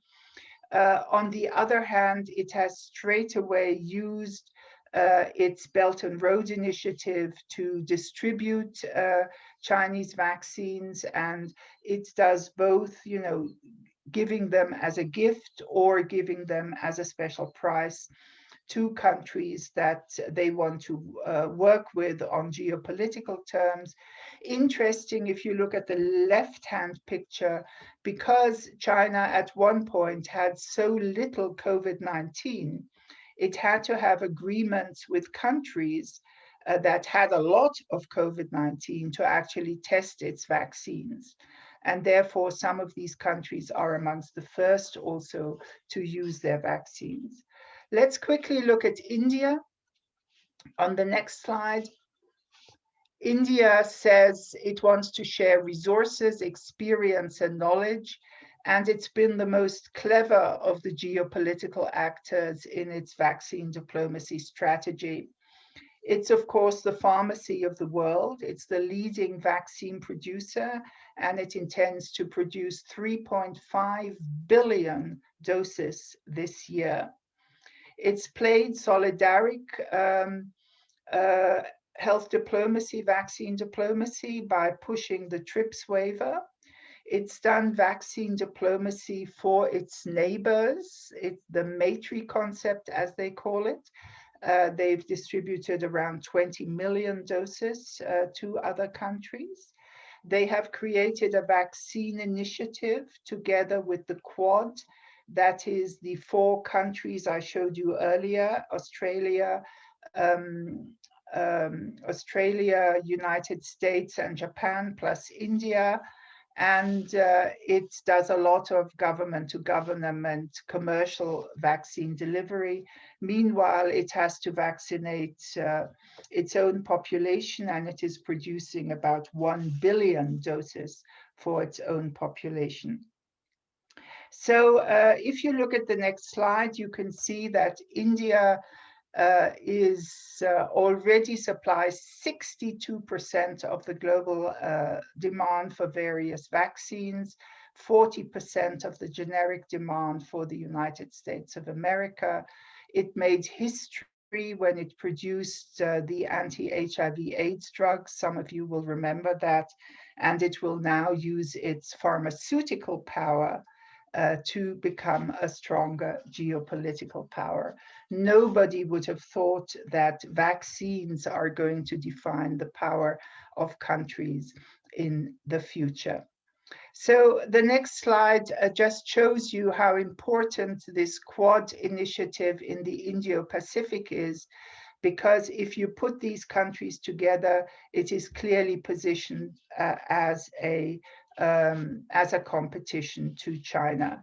And I quote here, "There is no doubt India will set the rules of COVID diplomacy and be the main party to the major vaccination drives across the globe." I will come to an end now. And just to highlight on the next slides that vaccines and geopolitics are going to be a driving force throughout this year. I've shown you how it offers opportunities for positioning, for new alliances, how it can be a destabilizing factor if one does not share, and how it is very critical that at present democracies are not at the forefront of sharing. And that is a very worrying aspect if we think that there is a systems competition being played out between democracies and autocracies. So we will see, as my next slide says, the health inequities and vaccine access will drive geopolitics, and we will see that the countries that have been successful and that will give vaccines are going to play a much, much stronger role. And we can also see that this process of overseas development aid is going to lose a lot of impact in terms of other types of sharing. So where do we go from here in this very, very unequal world? Obviously, as I said at the beginning, and I want to reinforce that on my next slide, is that WHO plays a key role in trying to keep these global political actors together despite their geopolitical fights. We often talk about, when smallpox was eradicated, the USSR and the USA left all their other conflicts behind and said, we are going to fight this disease. This kind of cooperation is not something we have been able to set up yet. So what we find now, and this is my last slide, the next one, is that a number of commentators are saying that right now what we actually have is a chance for the world's democracies to come together and to show that they can deliver solidarity. There are a range of suggestions how the United States could lead such an effort, how the European Union could contribute to it. People are calling it pragmatic multilateralism, a multilateralism that helps those that we are helping, but also helps ourselves. If not, the fear is of many people that we will need a survival guide for democracies, not only a survival guide for COVID-19. Thank you very much. Really thanks, Professor Kickbusch, for your contribution with this presentation. I totally agree that now is time for try to reduce the vaccine nationalism and increase our solidarity, not only us, if not all the world. So as you present, Kovacs is the first initiative maybe for eliminate not only the COVID gap, if not, but also other diseases inequities. And this could be a good example to follow in the next years. So really thanks. Well, thank you for raising that, because of course, and I think one of the questions was also related to that, is that with this focus on COVID-19, so many other diseases are being neglected. On the other hand, there is a hope that the scientific cooperation we have now built for COVID-19 is going to have benefit for also fighting the other diseases to finally get vaccines and therapeutics. But it's a major, major concern. And of course, many of the countries that we are talking about have multiple health issues, infectious disease issues, chronic disease issues, women's health issues, and they have all been pushed in the background because of COVID-19, as they were during Ebola. Thanks. I think that after we can come back to this topic, because one of the questions is related to this. So now it's time for Ana Fernández. Hi. Yeah? Fantastic, yeah. Ana Fernández, she works in the Community Health Service of the Barcelona Public Health Agency, and she's involved in the different community health action programs, such as Barcelona Salut als Barris, the health impact of residential insecurity, gentrification, and cooperative housing. Looking at the reality going to the neighborhoods of Barcelona helps us keep our feet on the ground. Her session is entitled Community Health During the COVID-19 Pandemic Experience from a local public health agency. So please, Anna. So many thanks. I'm going to share my screen. So, yeah. Have you seen it? Yeah, if you can put the... Yeah. Like that? Fantastic. Yeah. Okay. So, well, first of all, I want to thank the organization for inviting us to participate in this webinar. We are very glad to be here and explain our experience as a local public health agency. It's quite different of what we have seen before. It's local, it's small, but I hope you find it interesting. So in the following minutes, I'm going to explain to you the following points. Briefly, a little bit of context of what is going in the city of Barcelona. Then, and it will be the main presentation, I'm going to explain what is being done. And last, as a conclusion, what we are learning. But before that, I want to, sorry, I'm going to, yeah. But before we start, I'm going to explain what we mean by community health. So by community health, we mean a multi-sector and multidisciplinary collaborative enterprise that uses public health science, evidence-based strategies, and other approaches to engage and work with communities. And by communities, we refer to all the people who are working at a given territory, from the neighbors to the administration. So what we are trying to do is to find common response to common problems. I also want to mention that in Barcelona, we have the Barcelona Salut als Barris strategy, that is a community-based health-related action that tries to promote the health of the people living and working in Barcelona. So we are working in the 25 neighborhoods with the worst socioeconomic indicators, working together to improve health. So what is happening? Here we can see a map of Barcelona, which is 73 neighborhoods grouped into 10 districts where more than 1.5 million people live. So with regard to COVID, the cumulative incidence from the beginning was of 6,000, a little bit more of 6,000 cases per 100,000 inhabitants. And here we can see at the right, we can see the map of the socioeconomic deprivation, and we can see that they overlap. So the highest the socioeconomic deprivation, the highest the incidence of COVID-19. So the Public Health Agency in Barcelona, just a little bit explanation of what is it. It's a consortium created by the Barcelona City Council and the government of Catalonia as the sole entity responsible for local public health services in the city. So our mission is to look after the health of the citizens. And by citizens, I mean all the people who are in Barcelona regarding their legal status.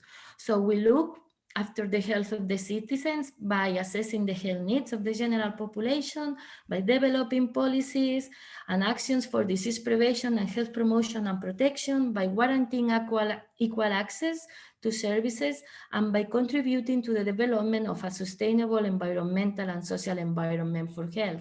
And to do that, there are different services, the epidemiology one, who is the main actor in those days, the drugs one, the community health one, the information system, the food safety, the environmental, the plagues, and so on. But during the COVID-19 pandemic, our main roles were, on the one hand, the surveillance and control of the pandemic, but also the health promotion and protection. And all that taking into account the social determinants of health, and bearing in mind that the virus is only one of the many factors that impact our health.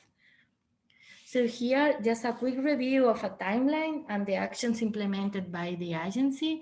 You have blue dots. The blue dots refer to contextual things that were happening, and the yellow ones that were the actions done.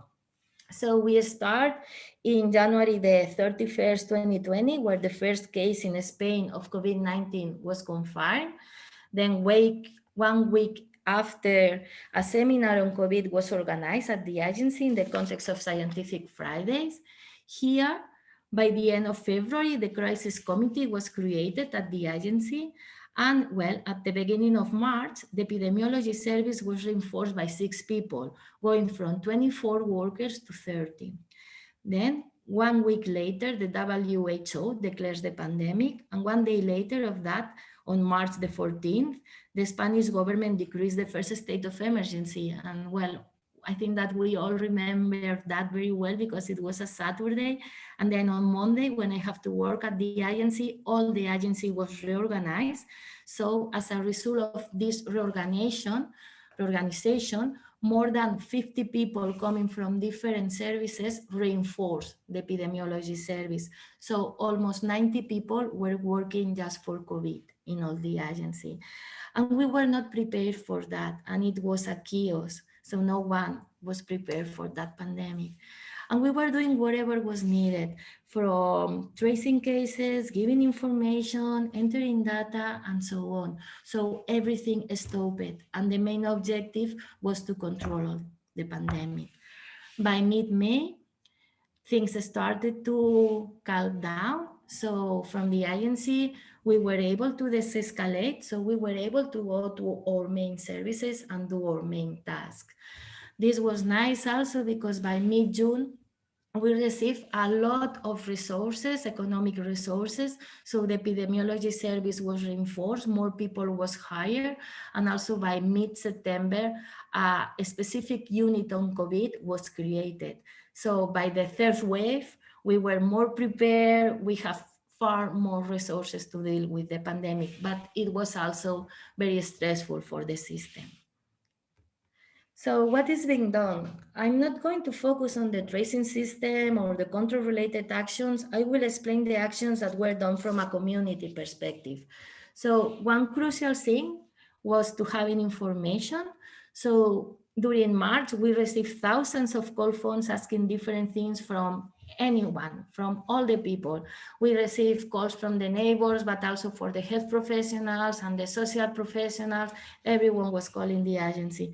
So in order to meet all these information needs, we create a specific website for COVID. Here you can see it. At the beginning, it only has the typical fax section in 3 languages, Catalan, Spanish, and English. But little by little, we were creating more things and more documents. And I want to focus in this one, the health community document that was created just to answer the questions that the informal support groups that were created during the first wave, all these people that was helping at the community had. So they asked us how they have to be more protected, how they have to protect also the people they were helping. So we create this document just together with them. Not only information was important, we have talked a lot today about data. So we create this website where you can visualize data. So this was an open website where all the data could be consulted. And some of the data was related to the number of people with a diagnosis in the city of Barcelona, confirmed diagnosis. So very nicely, you can see the 3 waves. Also, you can see this information stratified by age, by gender, the different colors, and by different times. So the first wave, we can see that the pyramid was very different to the other ones. We can also see this type of deaths, the excess of deaths. So we can also see that during the first wave, the excess was quite high. But the important thing is that this web was useful not only for surveillance purposes, but also for the neighbors, because there is a section where you can scroll the mouse through the different neighborhoods and you can see what is the incidence in your neighborhood. So here is an example of during a given time, what is the incidence in this neighborhood that is Ciutat Meridiana. So you can see that it's quite high. And this was nice because we think that it was a very empowering tool for communities in order to do their own surveillance. So by the mid-May, we were very happy when we started to receive calls from people at the neighborhoods with whom we work together, asking us how to interpret the data. So it was really this feeling that it was useful because citizens were using it. And it was very transparent. It was like an exercise of transparency. So another thing that we did and we are doing is to support public policies. So at the political level, or the area managers of the council are working with the Barcelona mayor, with Ada Colau, just trying to give local answers to the main questions that they have. So they are working in this type of intersectorial working groups. So are people from housing, from social services, from the health services, or working together. And in order to work together, they need the data. So we already have explained that, but also they need what was going on in the territories. We need also the histories of the people. So what we did is that at the local level, we were in contact with our main allies, with the main stakeholders at the territories, and they explained different things. So they explained that they were very worried because there were homeless people. We were not able to quarantine themselves. That also there were a lot of people, especially in the socioeconomic, more deprived socioeconomic neighborhoods, where people, they were not able to do the quarantine in good conditions, maybe because the houses were small, poorly ventilated, overcrowded, or maybe because they were living with abusers. So it was not secure to be there. And also in many neighborhoods where great difficulties in teleworking were detected, mainly because the people's jobs was considered essential, but it was considered essential because they were working at food stores, or because they were working at nursing homes for the elderly, taking care of them, or because they were just working as cleaners. So this type of essential services that are precarious, feminized, and most of them racialized. So that these people, women from other countries with lowest socioeconomic resources, were also more exposed to the virus, and we were increasing inequality.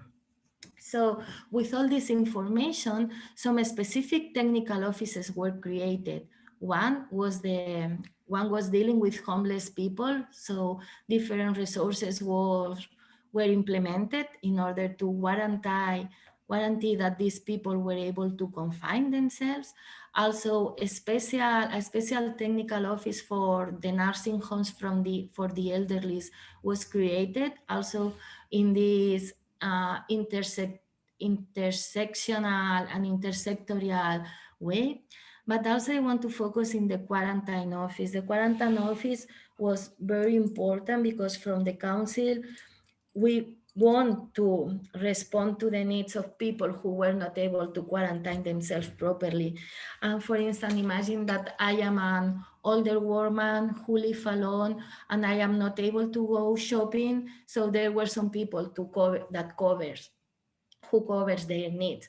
But also imagine that I am a young mother living sharing a flat with other 4 persons, and I have COVID, and it's impossible that I can do the confinement properly. So during the first wave, when we detected this situation, we put these people in hotels. So in hotels that were prepared just to allow people to quarantine themselves. Another technical office at the beginning of June was created that was related to the reopening of schools, and we train the teachers, we support them in order to put the measures, and now all the schools in Barcelona, all the educational centers, not the schools because there are others, have a community nurse as a reference who help them with all the questions that they have. And you have to keep in mind that there are more than 900 schools in Barcelona. So all this was trying to make that information flows top down, but also bottom up. So at the community level, how to do community-based health interventions when social interactions are forbidden. So we can see here like the different stages. So during the first wave in March, April, everything was stopped. So our main aim was to answer questions and to clarify rumors. Remember that during this wave, we were working, reinforcing the epidemiology service. So it was very difficult to work with the territories, but still they have our phone. So we were just helping them. And there were some times that we don't have answers, but as we have this trust created during years of working together, it was possible to say, I don't know. But then in April, during April, May, a second stage began. So telematic contact was resumed with the main working groups in the neighborhoods. Well, most of the meetings started by asking us how we were. So just taking care of each other, but also thinking together how to adapt the interventions. And priority was given to adapting them as far as possible, not only for the positive effects of the intervention itself, but also taking into account the repercussions of their cancellation on the service provider, most of them from the third sector. So most of them are NGOs. So if we stop and we stop paying them, it will be also a problem.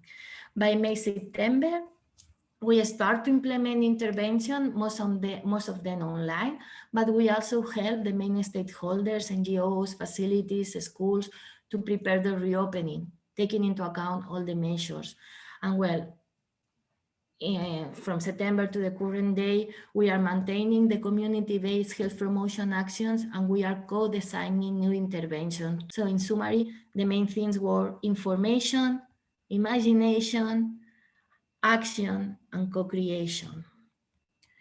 So here we can see a summary of the type of community interventions we do, taking into account a life cycle perspective.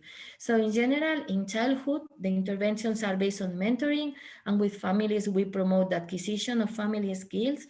With young people, interventions aim to promote health, leisure, and training. With adults, the interventions promoted have to do with the change of knowledge and the promotion of social support. And with the elderly, the main aim is to promote healthy aging through physical activity, social support, and the acquisition of new knowledge. So during the confinement, during the first wave, many of these interventions became online. For example, with the young people here, we use TikTok in order to dynamize some activities, and it was important because, as Núria said, young people were suffering a lot. But also I want to focus a little bit on one intervention that we made with the older people. So with the older people, for the last 4 years, we are promoting an intervention that is based on circus. Yes, in circus.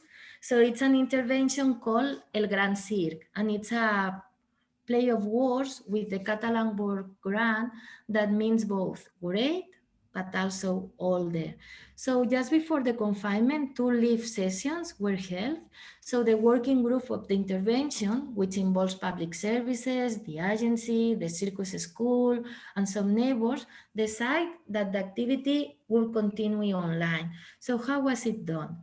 So the teachers, the professors, recorded a short video between 8 and 12 minutes. And every Tuesday, a WhatsApp was sent to the group of participants with the link to the video that was in YouTube. So during the week that the video was sent, a follow-up call was made to the participants. In total, 7 videos were sent, and participants were also asked to record themselves doing one of the exercises. So with all the images and with short videos also created by the teachers, but here you can see some participants, a closing video was made. And you can see this video in this link. It was very nice. And also I want to explain that for those people who have not devices, or who have not access to a Wi-Fi, we put in contact these persons with a program of the city of Barcelona called Links, which aims to reduce loneliness through technology. So they give each person an adapted tablet and a personal accompaniment just to ask the question that they have regarding technology. So it was a very moving intervention that showed us that it was possible to promote healthy habits through online systems, also with the older people. But although online adaptations were a good solution during the lockdown, when it was possible to return to physical, to on-site interventions, we promoted. And it was a tension between the protection of people regarding the COVID, but also the health promotion of people. Because we think that, and we are convinced that physical presence is also essential, and that we need to find this balance between the protection against COVID and being able to have a full life. So in summer, for instance, we started to promote this type of interventions outdoors with the children, but also with people who are more vulnerable, like migrants, women, just to have these spaces to express how we feel, because we feel that mental health promotion and emotional expression is quite important. And sometimes doing that online is possible in a telematic way, but other times is not so appropriate, maybe because people are not alone and cannot express themselves properly using the screen, or they are not comfortable, or maybe they don't have the devices, they don't have a tablet, or they don't have access to Wi-Fi. So we think that to combine online activities with presence-based activities is important. So just another example, since September, we are promoting walks with the elderly in groups of 6 people, more or less, where in addition to the health benefits of physical activity, we use that to promote social networks, but also to ask the questions they may have related to COVID, the vaccines now, but also we have this space where they are able to express their worries, their fears, and they feel that they are not alone. So we really think that to combine this type of interventions are important. So just in order to finish, what are we learning? So we already have said that today. We already know that there are social inequalities in COVID-19 incidents that we need, and that we are able to provide rapid, local, and evidence-informed responses considering an intersectional perspective, that online formats are useful, but physical presence is also needed, that collaboration between different sectors, health, housing, employment, education, social services is crucial, but also from different levels of governance, from council to neighborhoods, combining these top-down and bottom-up approaches. But also, and this is very important, recognizing the different knowledge and skills that the different stakeholders, including neighbors, have.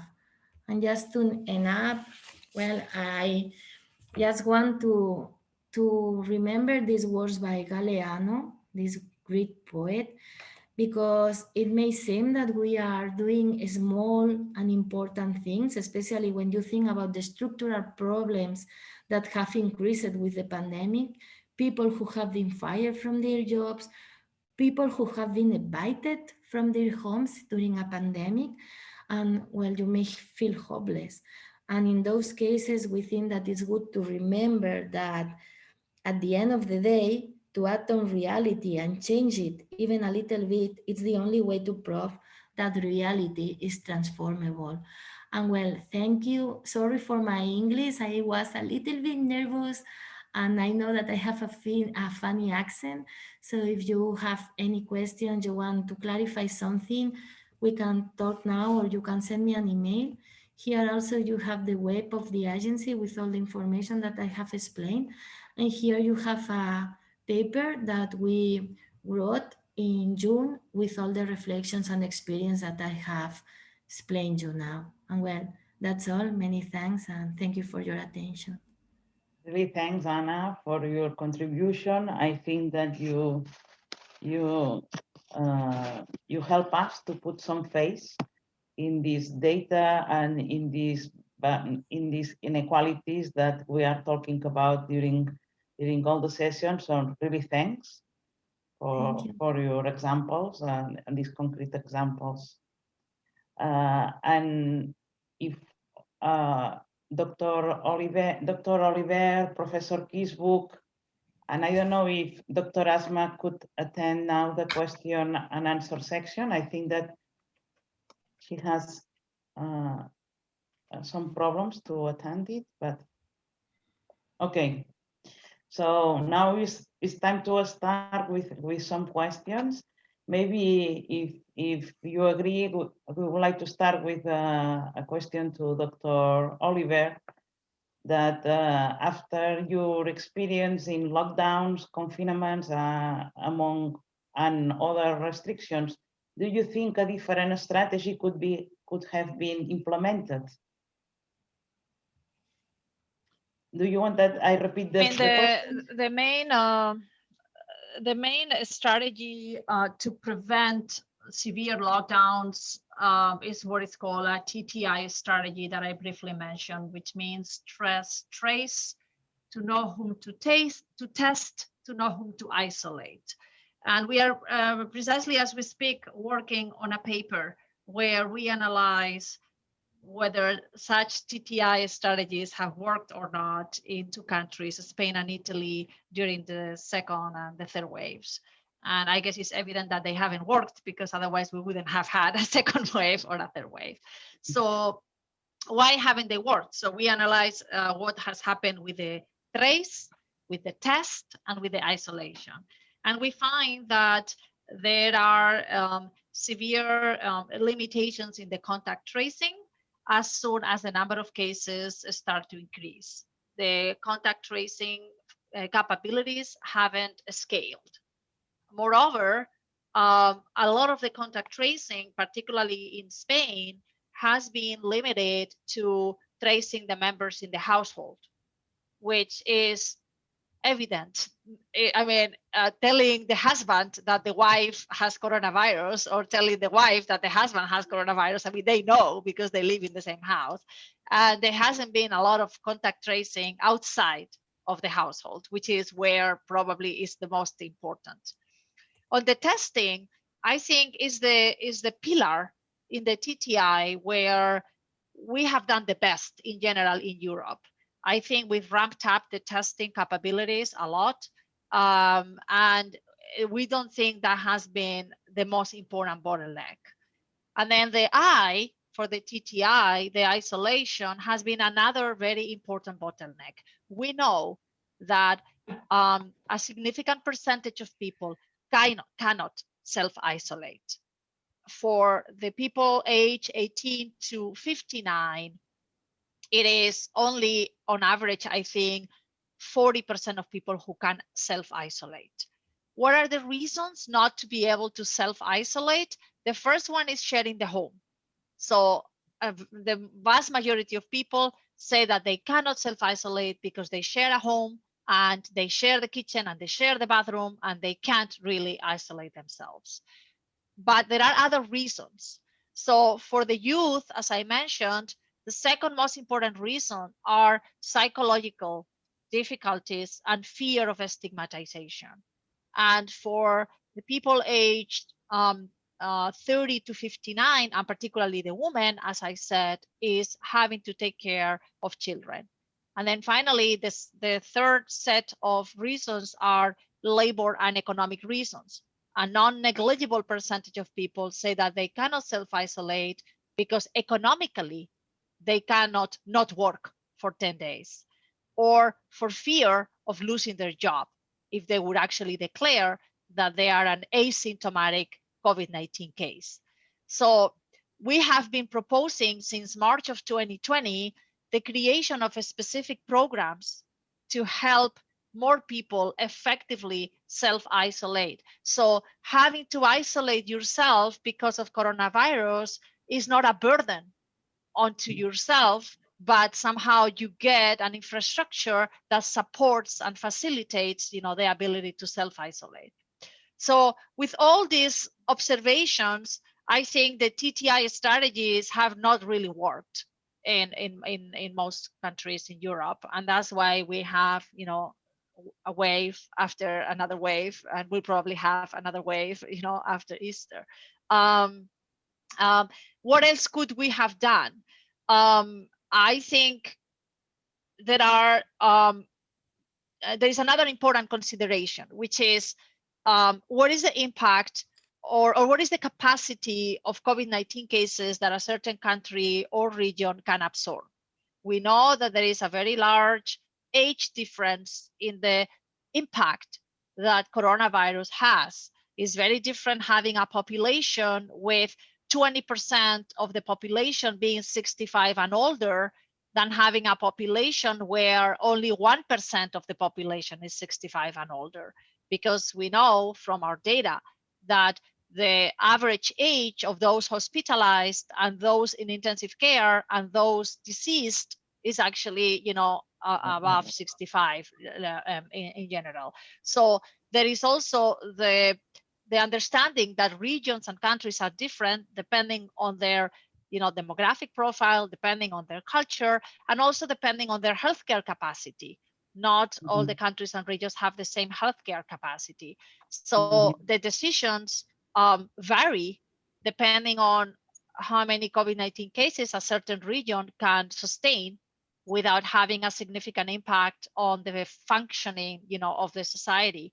In the survey, we have another question that I didn't mention, which is the collateral impact of COVID-19 on the rest of the healthcare needs, because there are still heart attacks, there are still people with cancer, there are still people with cardiovascular disease, there are still people with diabetes and chronic diseases, right? So we do observe a significant impact in the provision of healthcare, of non-COVID-19 related healthcare because of COVID-19. And we worry a lot that the impact of not having had preventative medicine for 1 year, of not having had surgery for the patients who needed it, of not having had cancer treatment for those who needed it, or not having had mental health treatment for those who needed it, is going to be seen in the years to come. And we will have to see what is that impact versus the immediate impact of the COVID-19 cases, because I think in this line we have a question regarding this point exactly that you are talking about, the collateral effects that one participant asked us about if maybe it's could be Professor Kickbusch who answered this, is about your opinion about the Kovacs strategy. But because someone asked, do you think that the Kovacs strategy can condemn these countries to buy the rest of vaccines when they have other important health problems such as malaria or tuberculosis, for example? Is this could be the vaccine solidarity could be condemned to these other countries if they have to buy the rest of the vaccines, for example? What do you think about it? Well, it's a good question and a very complex interaction. First of all, the poorest countries do not have to pay for the vaccine. We must remember that. So Kovacs, I think it's 40 to 60 countries who get Kovacs and don't have, who get vaccines through Kovacs and don't have to pay for them. I think so the idea is of the rest of the, yes. the percentage so, of the no, vaccine. I just want to make that clear. Yes, so that's the first thing. The second thing is that overseas development aid has shifted. So many of the donors are giving money for vaccines and have taken that money from other major programs that they have initially supported. And, you know, that can be AIDS programs, TB programs, malaria programs. All the international organizations, the Global Fund also has shown very clearly how this is happening. Thirdly, the issue is related to health systems as well. We saw that with Ebola too, and it's exactly the same thing that Núria mentioned, is that if your health systems and emergency departments are caught up either in Ebola or in COVID, you don't stand a chance of getting other support. And particularly in poorer, low and middle income countries, again, this is an issue for women, because it's also a question about, you know, can you have your delivery in the hospital, in the community-based health center, etc., etc. So it's a very, very complex interaction. That is exactly why the WHO has said the first people that should be immunized are your healthcare staff. Because also, if you think of the very low number of healthcare professionals you have in some of these countries, every one of them that dies or is ill, you know, is a catastrophe, And that doesn't only mean, you know, that person will fall away treating COVID patients. It will mean that person will fall away treating mothers, children, TB, and whatever. So it's a very, very complicated thing. Plus, you know, also in low and middle income countries who actually have practically no mental health services, for example. Any increase here also of violence, you know, think of some of the figures we are getting out of Brazil, for example. There is no infrastructure that deals with these kind of things. So some of the gaps these poorer countries already have are actually even more hurtful because the problems have increased. So you get that very, very complex interaction. And Samira showed the SDGs, and we know that practically every health SDG sub-point that we have, you know, any disease you can think of, has actually increased. Childhood immunizations, you know, gone. Measles have increased exponentially. We're losing out on the war against polio. So we have all these things that are happening in parallel, influencing each other. And that's why we say, you know, the amount of money that is needed for this system is no longer millions, it's billions. And if, you know, we don't wake up, we are going to end up with a much sicker and a much poorer world with enormous inequalities. Fully agree, completely agree. One other question that one of the participants asked, that is a question for Professor Kickbusch, but I think that we appreciate if Dr. Asma can also answer this question, because it's regarding WHO. So I think that we have a representative of WHO, so maybe you can answer at the same time as Professor Kickbusch.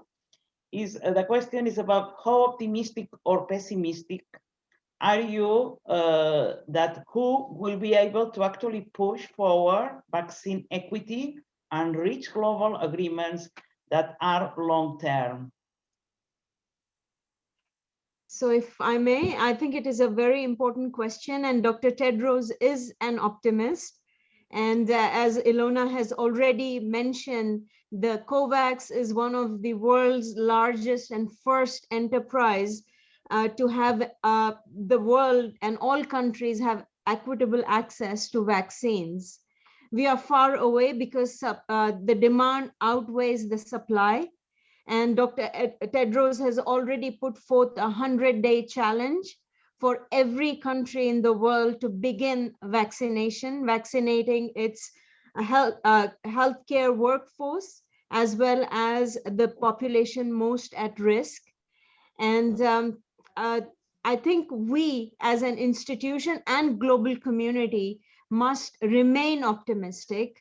And solidarity, again, Dr. Tedros repeatedly mentions that, and we are no island anymore. We are in this together, and we must, as Ilona has very well articulated, cannot afford to make the world more sicker and more poorer, because we have the tools at our disposal. Yeah, I don't know if Professor Kickbusch, do you want to add something else, or do you agree with Dr. Well, Asma? only in the, I agree with Samira, of course, and you know, what else can you do but push and try and exert, you know, use every tool you have as an international organization to move the agenda forward. And I think as somebody that's linked to WHO, but you know, doesn't work there directly, I must say the institution has been incredibly creative also in the kinds of mechanisms and tools it has developed, and I refer to some of them in my work. At the same time, I think two things I'd like to add, that some of these problems cannot be resolved by the World Health Organization, even if its member states were willing to go down a certain road, like with, you know, agreeing to a pandemic treaty, which has been suggested to strengthen all this. But there are decisions that have to be taken in other organizations. I'm thinking of the debt relief issues that have to come from the development banks. I'm thinking of the World Trade Organization, of course, that I mentioned with the waivers in pandemic times. I'm thinking also of some approaches. We discussed a lot of data issues that need to be resolved by organizations like the ITU and others, where, you know, the data principles we've established now need to be turned into clear governance principles that are really applied in the countries, because we've seen how important data are in the context of a pandemic, and that, you know, some of our solutions, Núria indicated that, Samira indicated that, have been hampered because we have not had either the data, or we have not had processes, or we've not had tools and infrastructures. So we better get busy. And the WHO, of course, has a role also to draw attention to these gaps and to motivate member states to take up action in these other bodies that are necessary. And of course, if I can just add, human rights always must stay central to this. And that's why it's so critical also that the Human Rights Council looks at many of the things that have happened during COVID-19, and is also critical of countries that have used COVID-19 to actually restrict human rights and to increase inequalities, particularly if it's about minority populations. And in this line, the last question, maybe some of you can help to answer, but especially Anna, is regarding all these community new activities on health promotion that appears during the COVID-19. How is possible to continue with this solidarity between people, no, that appears during the COVID-19? So what do you think, how we can manage, or how we have to engage people to continue with this solidarity between and in this individual level? Yeah, well, I don't know if I have the answer, but I think that it's a good opportunity, because during, at least from our point of view at a local public health agency, we have strengthened our links. So thanks. What one good thing that has the pandemic is that we were working closely with the territories. So we have this type of working groups with people from different sectors. So it was a nice opportunity to do that. And I think that we are working in order to maintain this. So, and one of the important things also is that it's important to acknowledge the skills and the knowledge that other people have. So people from the community, the neighbors, have a lot of resources, have a lot of skills they are being saving a lot of people during the first wave, especially. So I think that we have to recognize that, and that we have to work together and to make things easy for them. So we don't have to be like the health police that say what can be done and what cannot be done, but to work more in a collaborative way in some sense. And if they trust in us, it will be easy. Really, thanks. I think that you answer the question. So I think that it's time to close this session. Thank you very much for attending the event. It has been an enlightening and fruitful session. I think that all of us learn a lot from the others. So really thanks to all of you, the presenters, and the audience also to participate. Only to inform you that the next session is scheduled for tomorrow, and we'll cover the topic of wise water management in cities. So I think that in the chat you can see now the link, and your attendance, of course, will be most welcome. I see you in the next session. Really thanks to all of you. Thank you. Bye. Bye.